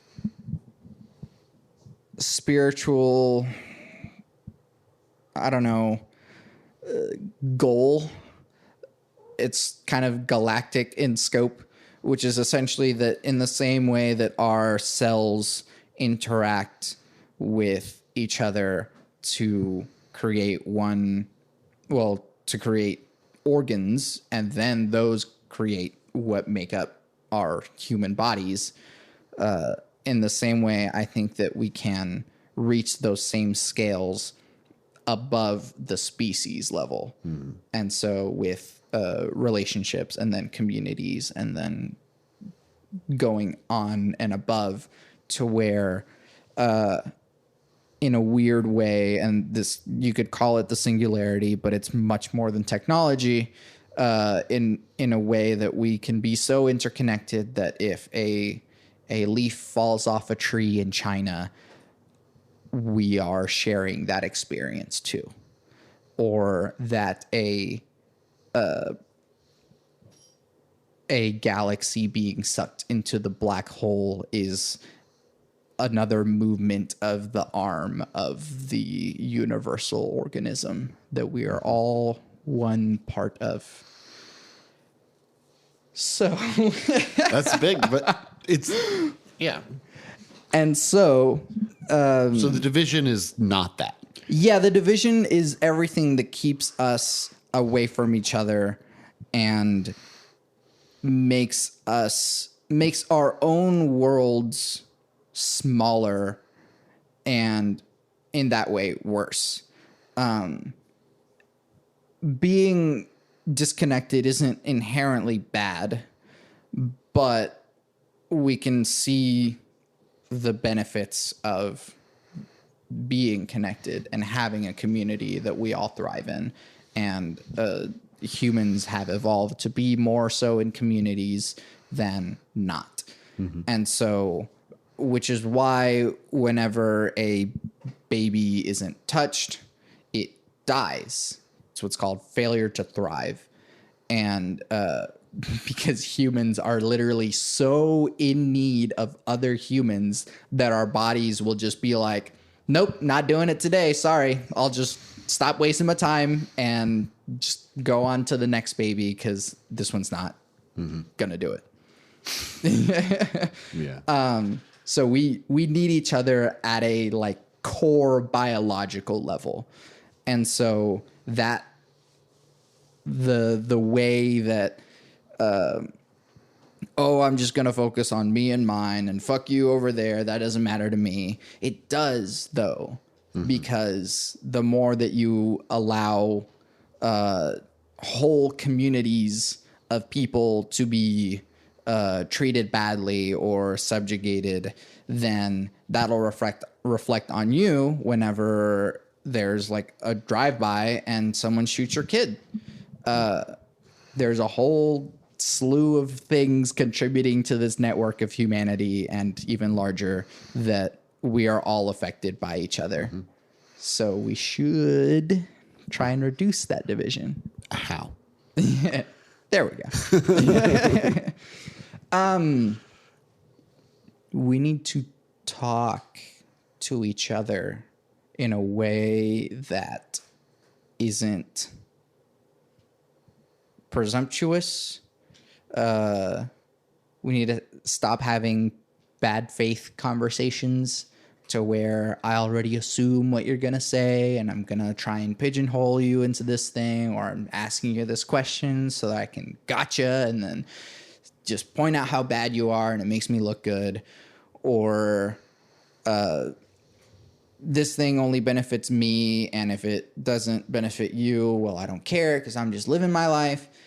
I don't think we're making each other better with those types of conversations. And I think that in a way that by having this podcast is another way of having more conversations in the world where people listen to each other, listen to different perspectives, where I listen to different people and listen to different perspectives, so that I'm not stuck in my own ways, that I listen to different things. And so it becomes much more united. Mm-hmm. And so we just need to talk and listen to each other. Like actually listen, not just hear someone talking while you're preparing your next sentence in your mind, but really talking and then empathizing. I'm kind of an empath, which is why like moral philosophy is probably so important to me, is because I feel it whenever other people feel it. And it hurts me too. And I don't like that. I don't like feeling bad. Yeah. And so, I cry at movies, and, sometimes I'll listen to sad songs and cry. 'Cause I feel it. And so we need to really feel each other's emotions, put each other in the place of another person. And even with people that we might consider adversaries, more Sam Harris, he has this concept called steel manning. So, what straw manning is like you make this straw example of what you think your enemy's argument is, and then you tear it down. Yeah, like the meme thing. Or the what? The meme thing. I mentioned you posted an opinion that maybe somebody does or does not even hold, and then you argue against it. Yeah, exactly. Yeah. But then steel manning is actually doing the opposite of that. You try and put yourself in the shoes of the person that you're arguing against and say their argument so well that they would agree with it. Mm-hmm. It's like, is this what you're saying? And if you explain it and they go, yes, that is what I'm saying. Cool. Now I'm going to tear that down. But like, you don't have to tear it down. But having the conversation so that what it does is it shows the other person that you're actually where they are. Mm-hmm. And that we can all grow by putting ourselves in that position so that we can really understand what the other person is feeling or thinking. And so we need to have conversations and we need to feel for each other. That wouldn't hurt. And doing psychedelics probably wouldn't hurt either. Yeah. Okay, Joe Rogan. I'm kidding. I have never done psychedelics. I've never even been drunk. So, but the research shows that it does help in feeling a little bit more connected. So if anybody wants to get Santiago acid, yeah, he's super down for it. We did not condone this on the podcast, NSA, but this is all a joke. All of this is fiction. None of this is real. Time is a flat circle. Here's Tom with the weather once again.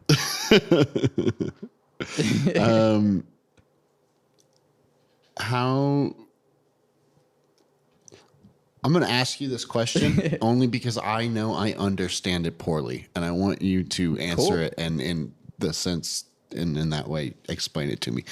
How do you live with or against the selfishness that pervades American culture?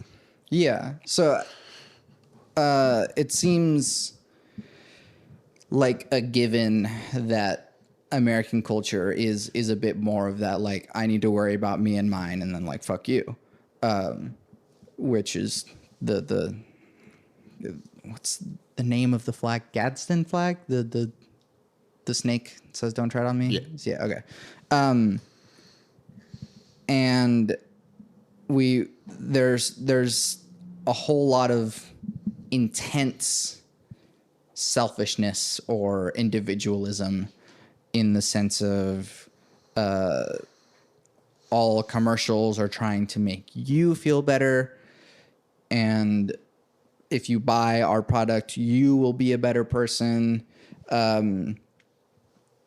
Or the people that we value in society are the people that have a lot of money or are really famous, but we don't take the time to acknowledge that that doesn't necessarily make them a good person. Mm-hmm. And so fame does not equal good. Money does not equal good. And that's the message that America is giving us and has been giving us for a long time. And so to the question of how do you live with or against it? Right. So I live with it in the sense that I do still have to play the game because I am a musician and I don't get to rewrite the rules. So I do live with it, and I do have to kind of put out this message of like, cool, look at me, I'm making cool stuff. You should buy it. You should pay for it. You should listen to it. And so, hi, friend. Wait, let's see if we can get more purrs in here. He'll purr if you pet him.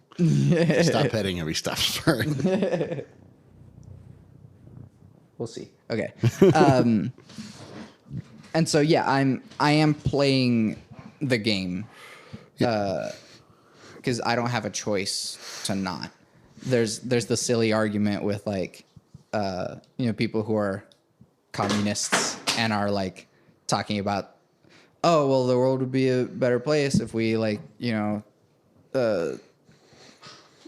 had the what is it? Seize the means of production. That's the phrase. And then the pedantic, like, oh, well, you're arguing against capitalism and yet you live in a capitalist society. You're on Facebook on an iPhone right now. It's like, yeah, I don't have a choice about that, man. Like, I didn't get to choose the world that I was living in. Mm-hmm.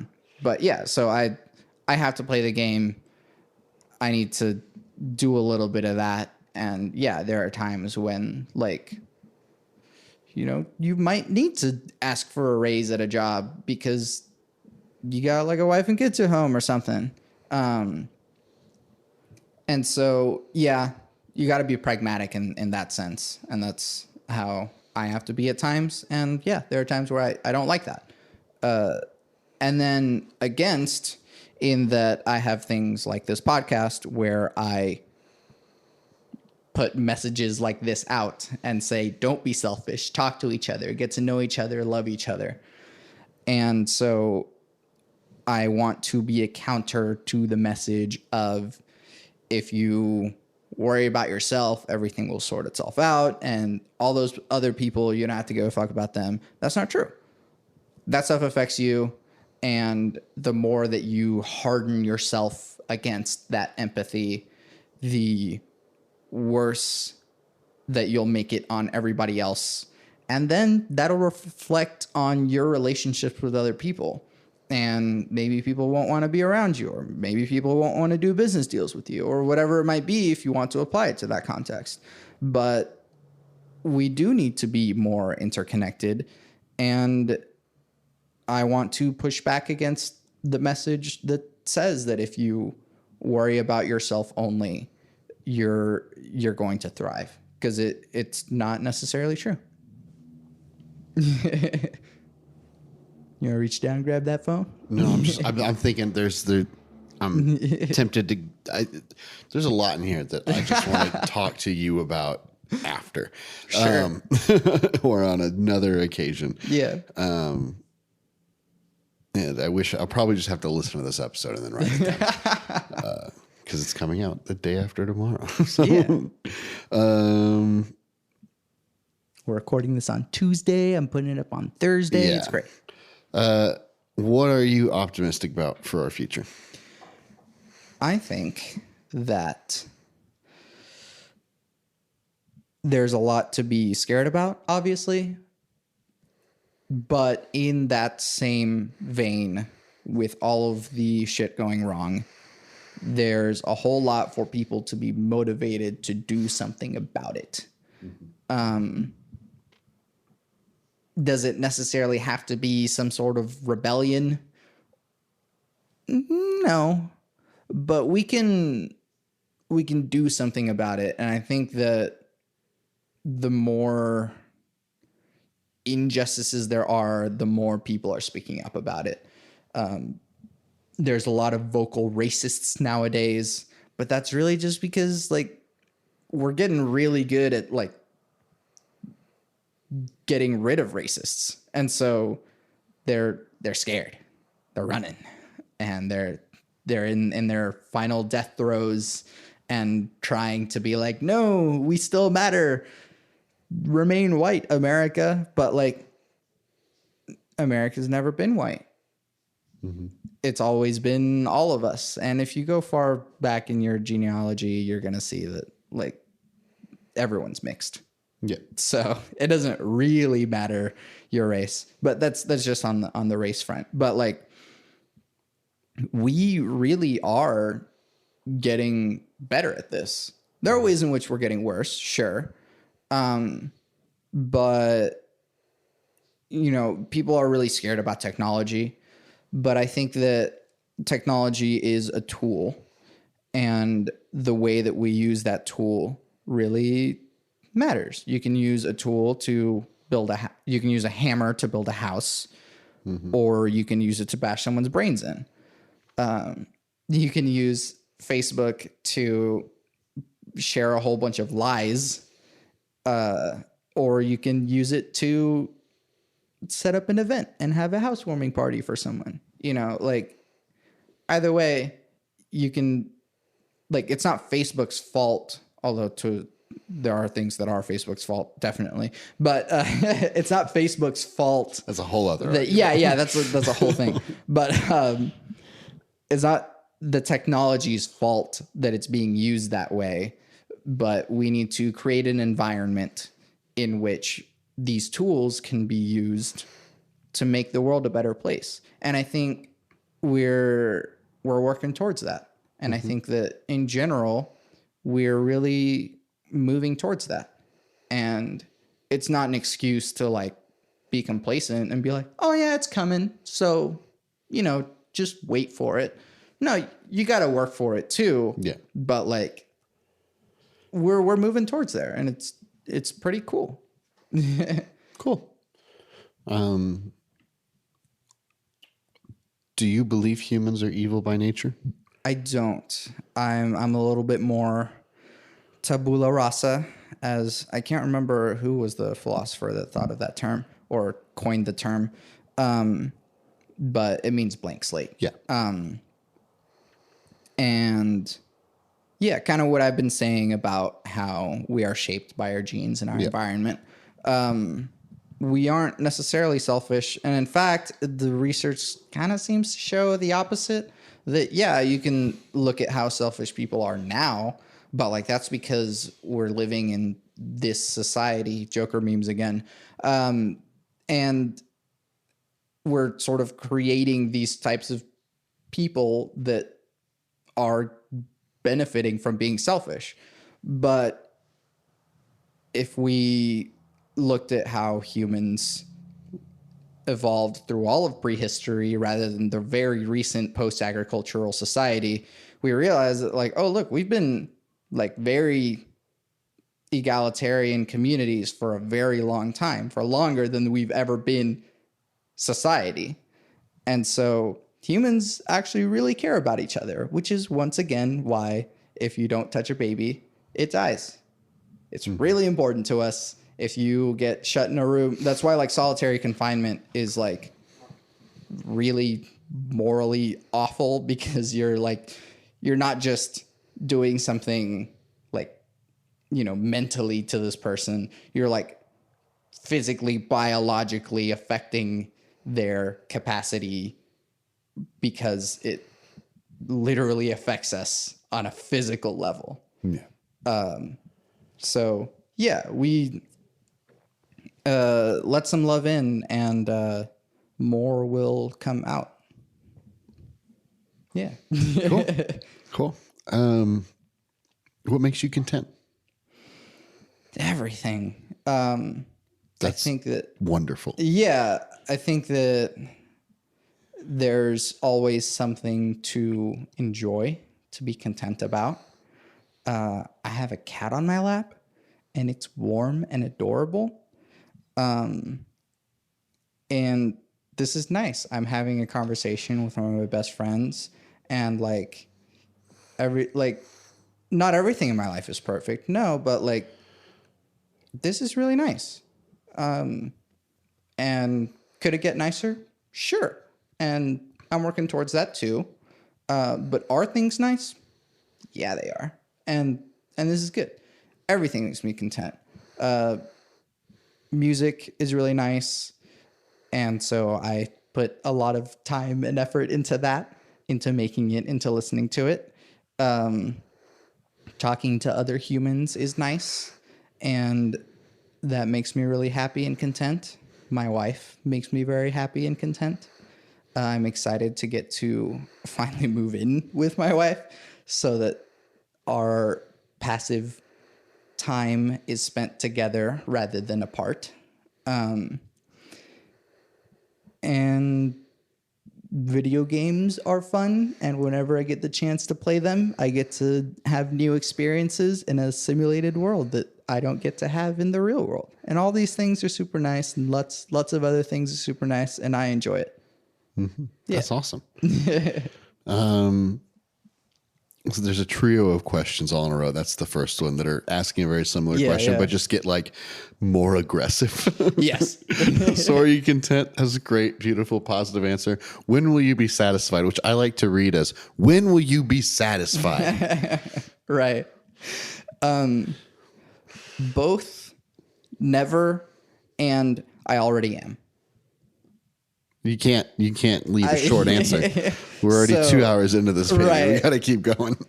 So obviously there's a lot of work to do. We got stuff that needs doing. I've got music that needs creating.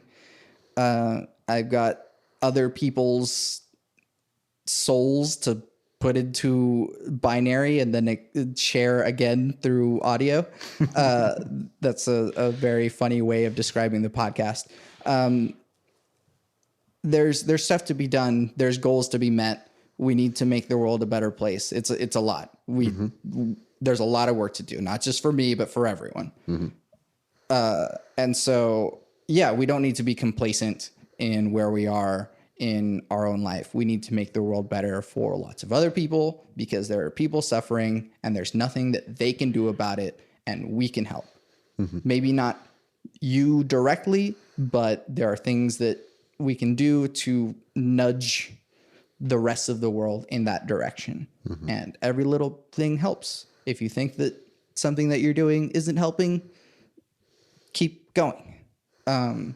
It's a wide, angry world out there at the moment.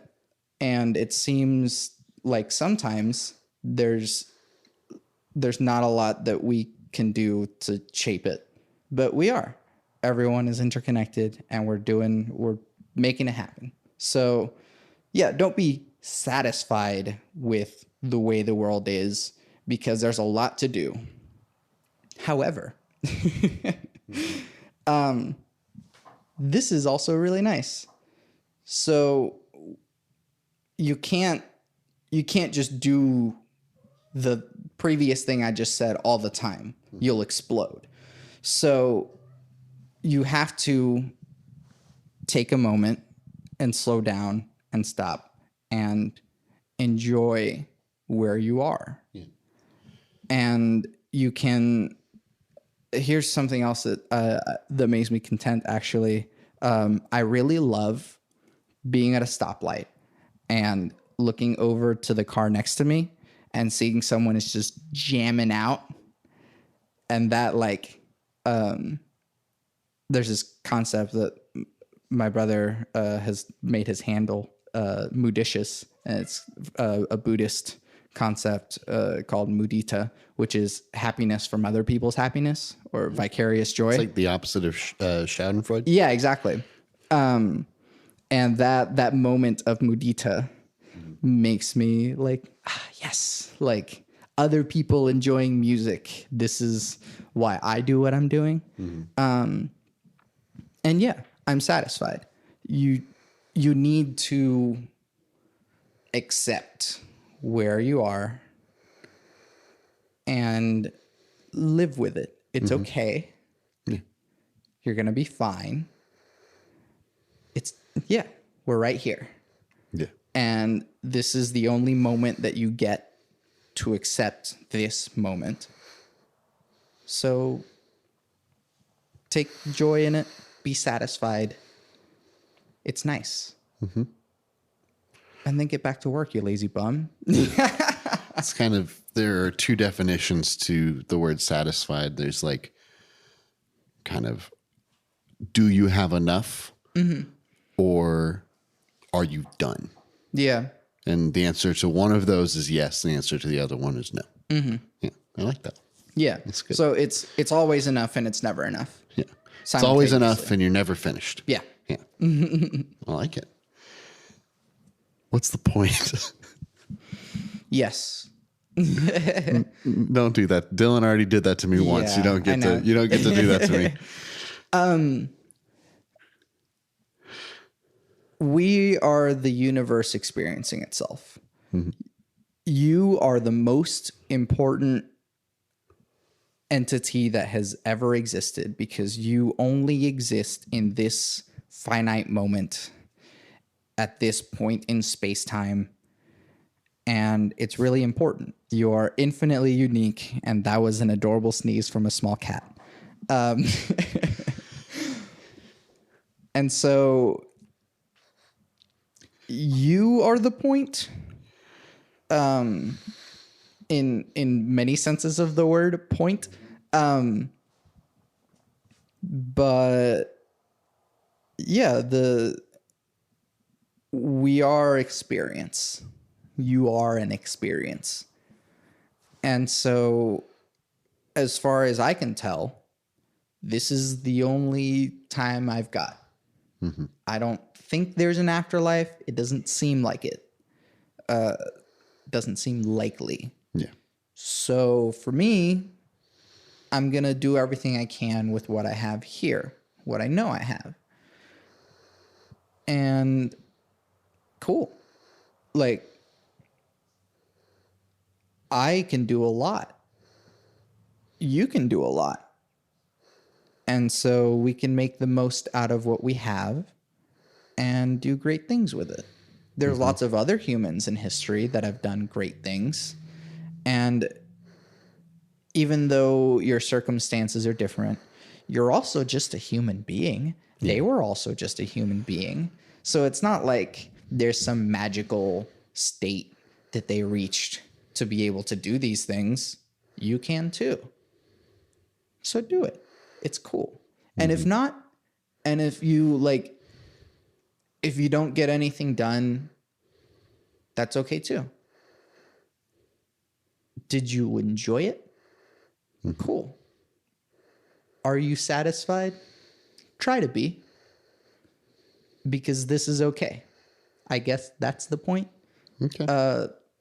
Experience the love, the sea of love that is all around us. Bathe in it. It will never end. It's beautiful. Enjoy it. Nice. I feel like you could take the last half of this, you going through everything post what is the role of spirituality, and edit it into like a manifesto, of the Santiago Manifesto. Sure. You know, starting to wind it down. Yeah. What advice do you have for people? Really, it's the three things. We'll get there. Yeah, right. but that is my advice. Mm-hmm. It's that love never fails. You're like, there's nothing that you can do that won't be solved by caring more and putting more love into the world. So I actually want to, you just gave me an idea. I want to put a little bit of a different spin on this. Okay. I really want you to go into detail on just tell me what your three things are. You end every single podcast with them. Yeah. But then I want you to tell me why. Yeah. So what are the three things? Love never fails. It's going to be okay. I might be wrong. Roll credits. Yeah, love never fails. It comes from the Bible. The ring that I now have on my right hand, it used to be on my left hand, is the quote from the Bible. It's 1 Corinthians 13, 4-8. Love is patient, love is kind. Some other nonsense in between. Love never fails. When I was a child, I thought like a child. The rest of the verse doesn't really matter because the important thing to grasp out of it is that love never fails. To me, love is the meaning of life.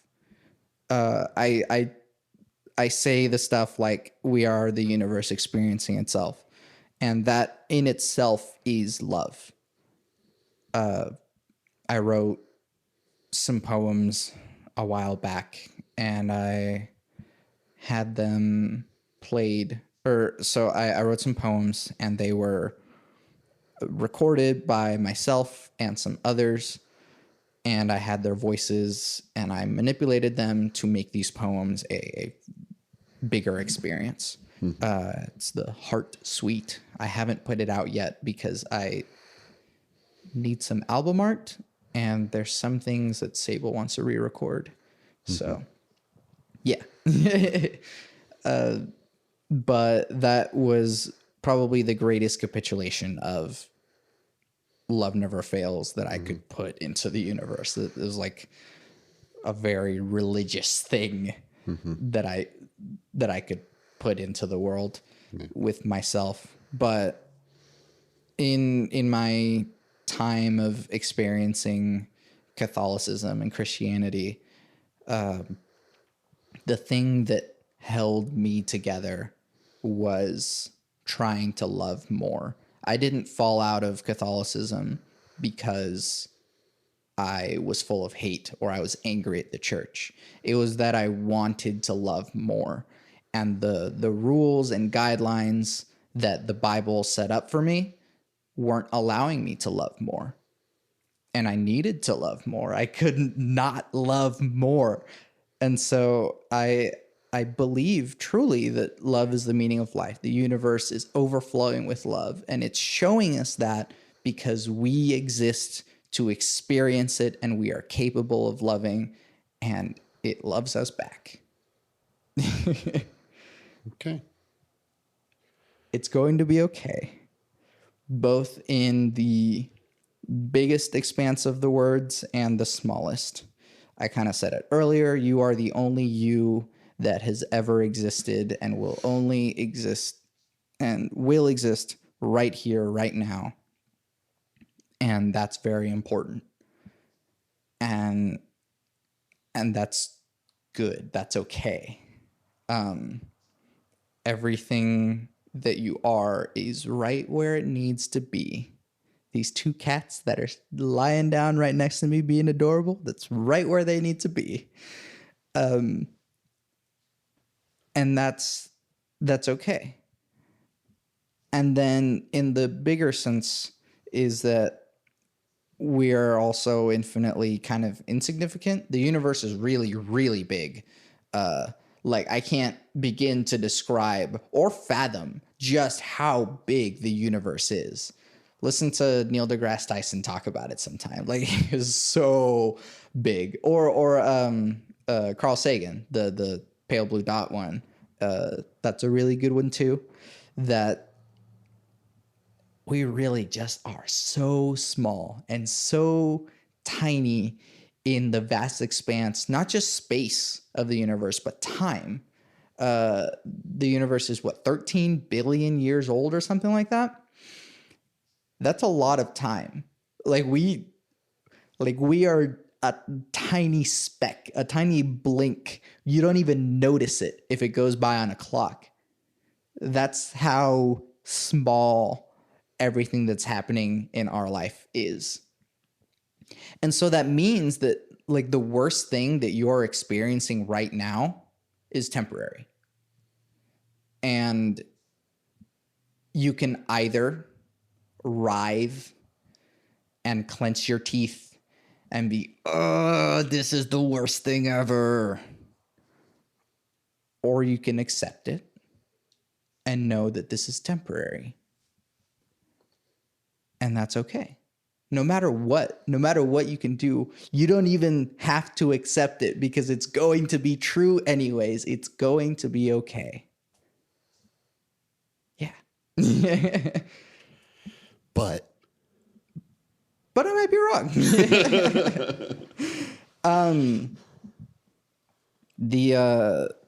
The lyrics to Sour Grapes by Bucifer is probably the biggest, the best way that I can encapsulate it, actually.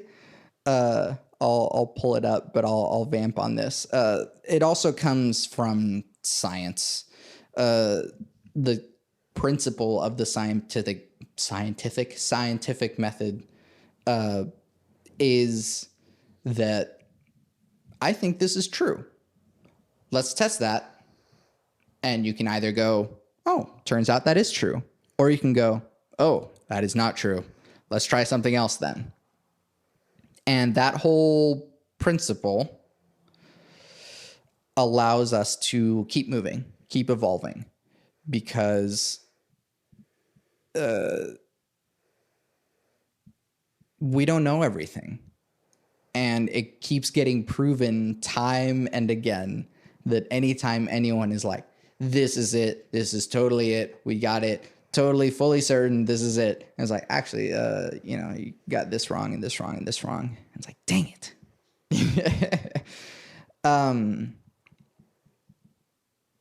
So here's the quote from Sour Grapes. Now I have it pulled up. Fear not the movement of the heavens above or the earth below, for change is what we are, my child. Righteous are those who look up and sway with the wind, who look down and dance with the shifting of the soil, who swim with the movement of the tides, who seek the truth around them and discover that we are and have always been in paradise, the reflections of heaven on earth. Yeah. Someone should put that on a religion. Yeah, maybe. Everything is changing all the time, and we don't know where to stand. That's because you're not supposed to just stand there. You're supposed to move and keep moving. Everything is changing all the time. There's no real solid foundation to stand on because, like I said earlier, we are a blink in the vast expanse of the universe, and something else is going to come along and be the thing. And you can either be stubborn and sit in your kingdom of wrongness, or you can move along and be a nomad and experience new experiences and challenge the premises that you held, because you know what? Our senses are pretty limited, and we're only seeing, smelling, tasting, hearing, and feeling things. Among other things, there's actually other senses that we don't talk about enough, but there's like empathic senses and like a fraction of feeling, which is like temperature.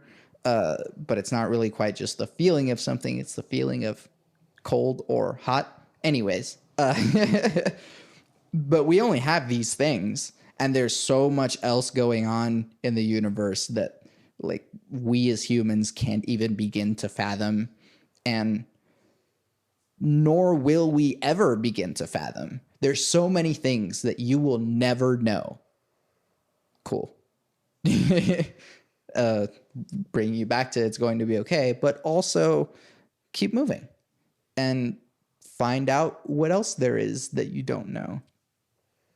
And even more so also with another Maynard James Keenan quote, gosh dang it.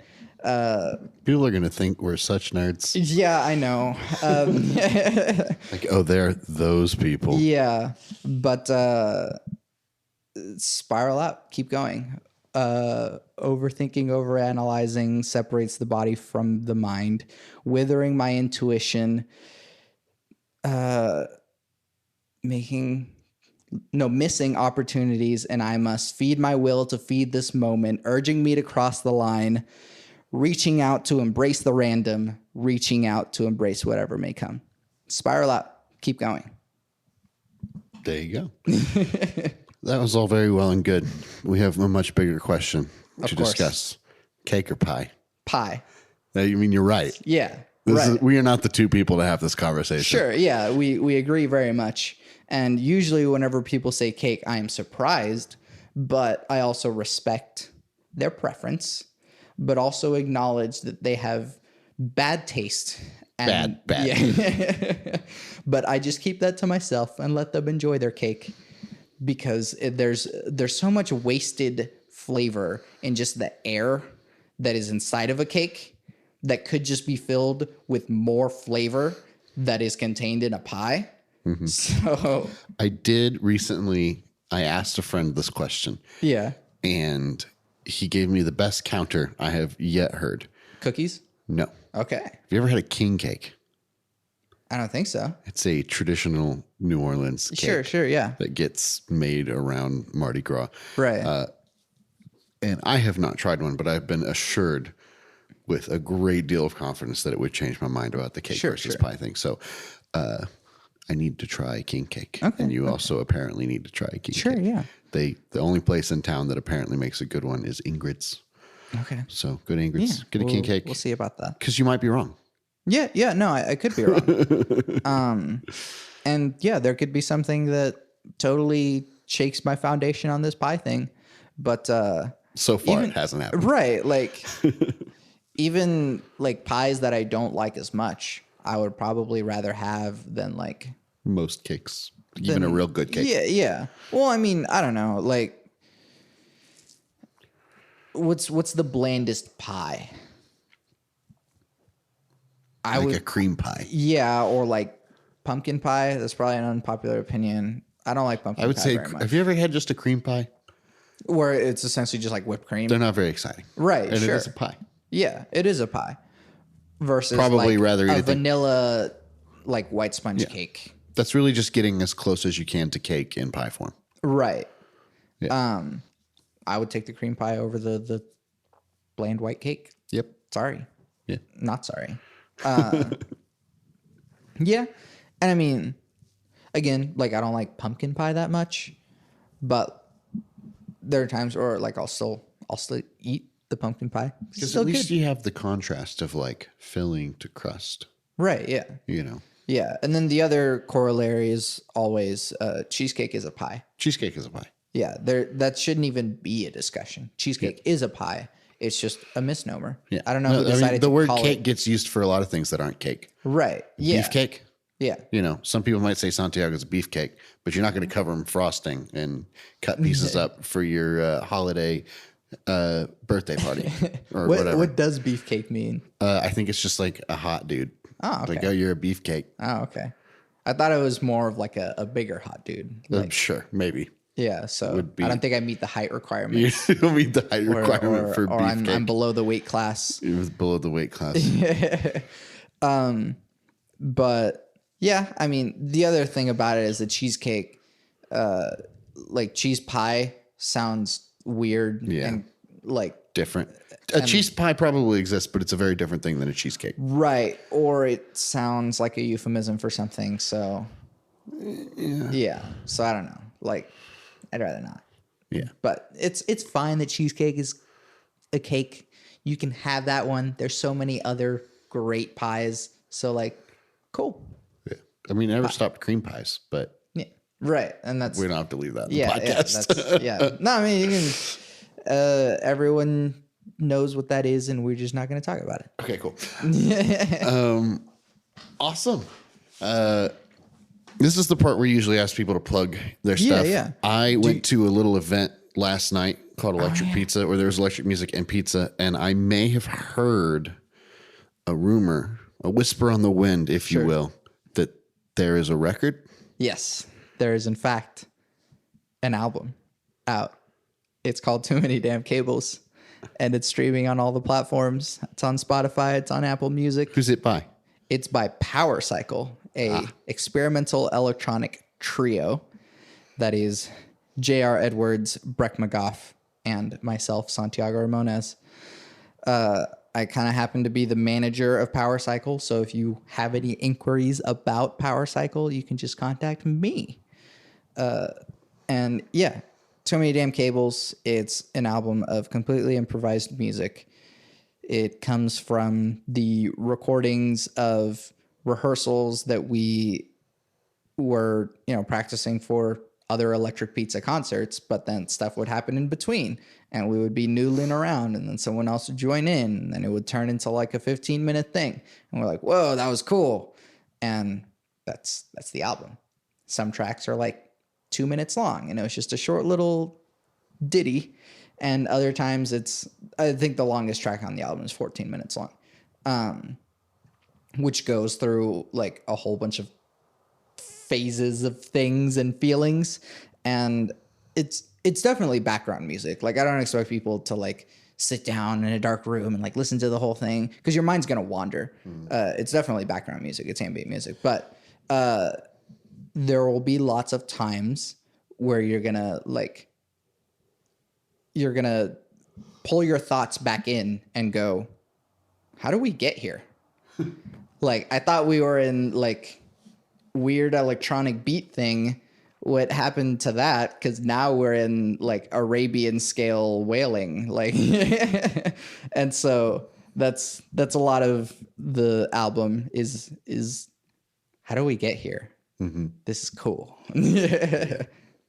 Got there by too many damn cables. Yeah. There's a lot of cables.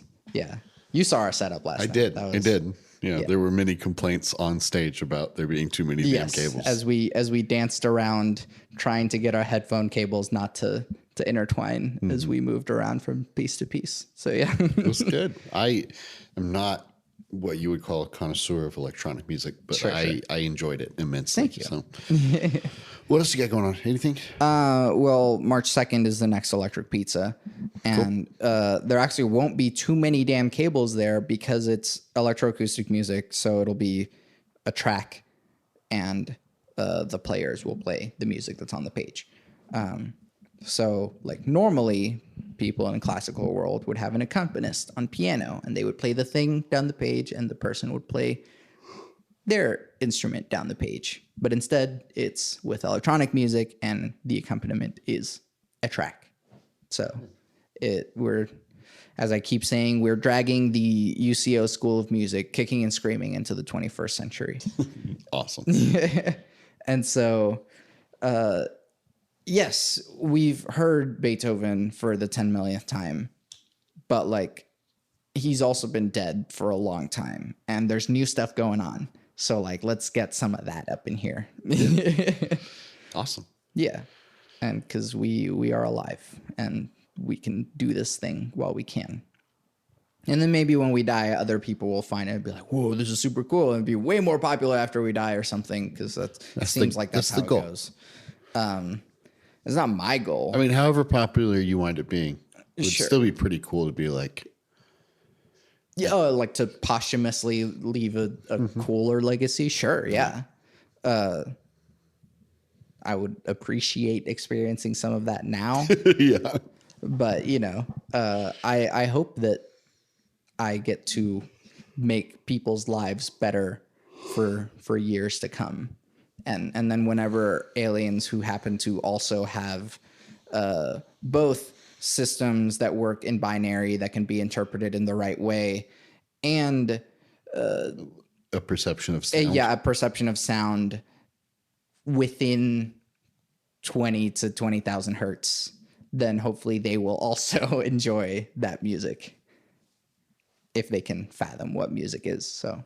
Or maybe they'll just look at the arrangements of zeros and ones on these arrangements of zeros and ones are dope as shit. Yeah, exactly.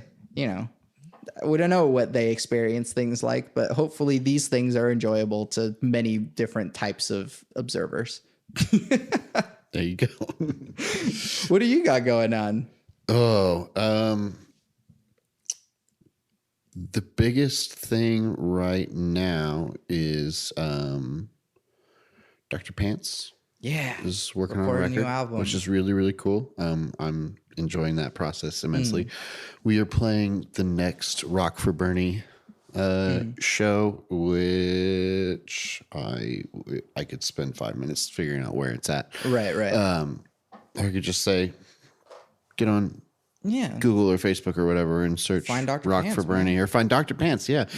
There's going to be a lot going on in Pants Land. So, that's the thing right now. Yeah. I'm a little bit more of a Yang guy myself, but I've heard Bernie's pretty cool too. Yeah. I'm not going to go into a whole thing about the politics. I am very happy to be playing Rock for Bernie, and it's going to be a lot of fun. Yeah. So that's the next thing up on my list. So. Check out Dr. Pants. A lot of cool, fun songs, and a lot of also very interesting, introspective stuff too. So check it out. Yep. Is that all of your junk? I guess if you want to that Mac. Yeah, I don't throw around my stuff as much, but I'm at Not That Mac on Instagram and Twitter. Yeah. Which I only use when I'm very sad. So don't necessarily go looking for my Twitter. Right. It's not a reflection of who I am as a person, I promise. But very fun things happen whenever Drunk Mac is texting. I only get on Twitter when I am sad and intoxicated. Sure. So, yeah. There you go. Would you say that that's the truest form? Not even a little bit. Just no, the demon on the wrong shoulder. Probably that. I think there's all kinds of ideas about like what intoxication does to you, where there's people who are like, oh, that's your truest self. Probably not. And there are other people who are like, well, you can't really blame people for what they do while drunk because that's not really you. You're drunk. And I don't really buy either of those things. That's also a little even a little bit. I think no, it just has a particular set of effects on a person. And but what they also decided to get drunk. So that is kind of on them. So their behavior is still on them. Not even just the decision to get drunk, but you're still a person making decisions. Exactly. You just like have a fishbowl while you're making those decisions. But what in the environment led up to that sort of thing? We got to judge the society for that too. We can have a separate argument about free will. But yeah, this has been really good. Yeah. Thank you for doing it. You're the first person that I was like, oh, episode 200 is coming up. I should probably do something for that. And so instead of trying to do something new, I did something old. For episode 100, Sable interviewed me. And in this way, I also asked any of the people who listen to the podcast, which wasn't many, to send in questions. But in this regard, you are a listener of the podcast, and so you are also the one asking the questions. So it's still kind of I'd like to think I'm your biggest fan. Maybe not. I don't know. But I appreciate it if you are. But you'll have to fight my mom for that status. Oh, you know what? That's right. That's right. And your wife and who knows? Any number of other people have a much better claim to that. Here you go. We talked about how to start the podcast, and that was fun. We didn't really talk about how to end the podcast. Right. Well, I don't have 3 things. Right. Well, we do the plugs. And do you want to say my 3 things, or do you just want me? No, to those say belong to you. Things? I don't want to get tied up in your business. Well, do you have at least a thing? Not anything that I have put as much thought into as you have for your 3 things, and I can just throw it out there as like, this is my stamp. Sure. No, I'm not nearly that confident about anything. Okay. So then let's just go with what advice do you have for people at this point in time? I am on the back end of my life becoming a train wreck not too long ago, and it's just now becoming less of a train wreck. So I don't know that I'm in a place to give advice. And this is not a satisfying thing to put on the podcast, but it is where I am. I guess keep going. Just keep going. Do it anyway. Yeah. I mean, I was telling you to give the advice anyway. That's probably where I'm at right now is like, I don't know that I feel quite as optimistically about much, but I do know that right now the answer to a lot of these questions that we've talked about today is just keep going and do it anyway. Yeah. So I thought you were saying something different than what you were saying when you said it, but that's not a bad answer. Cool. Like whatever it is, just do it anyway. Keep going.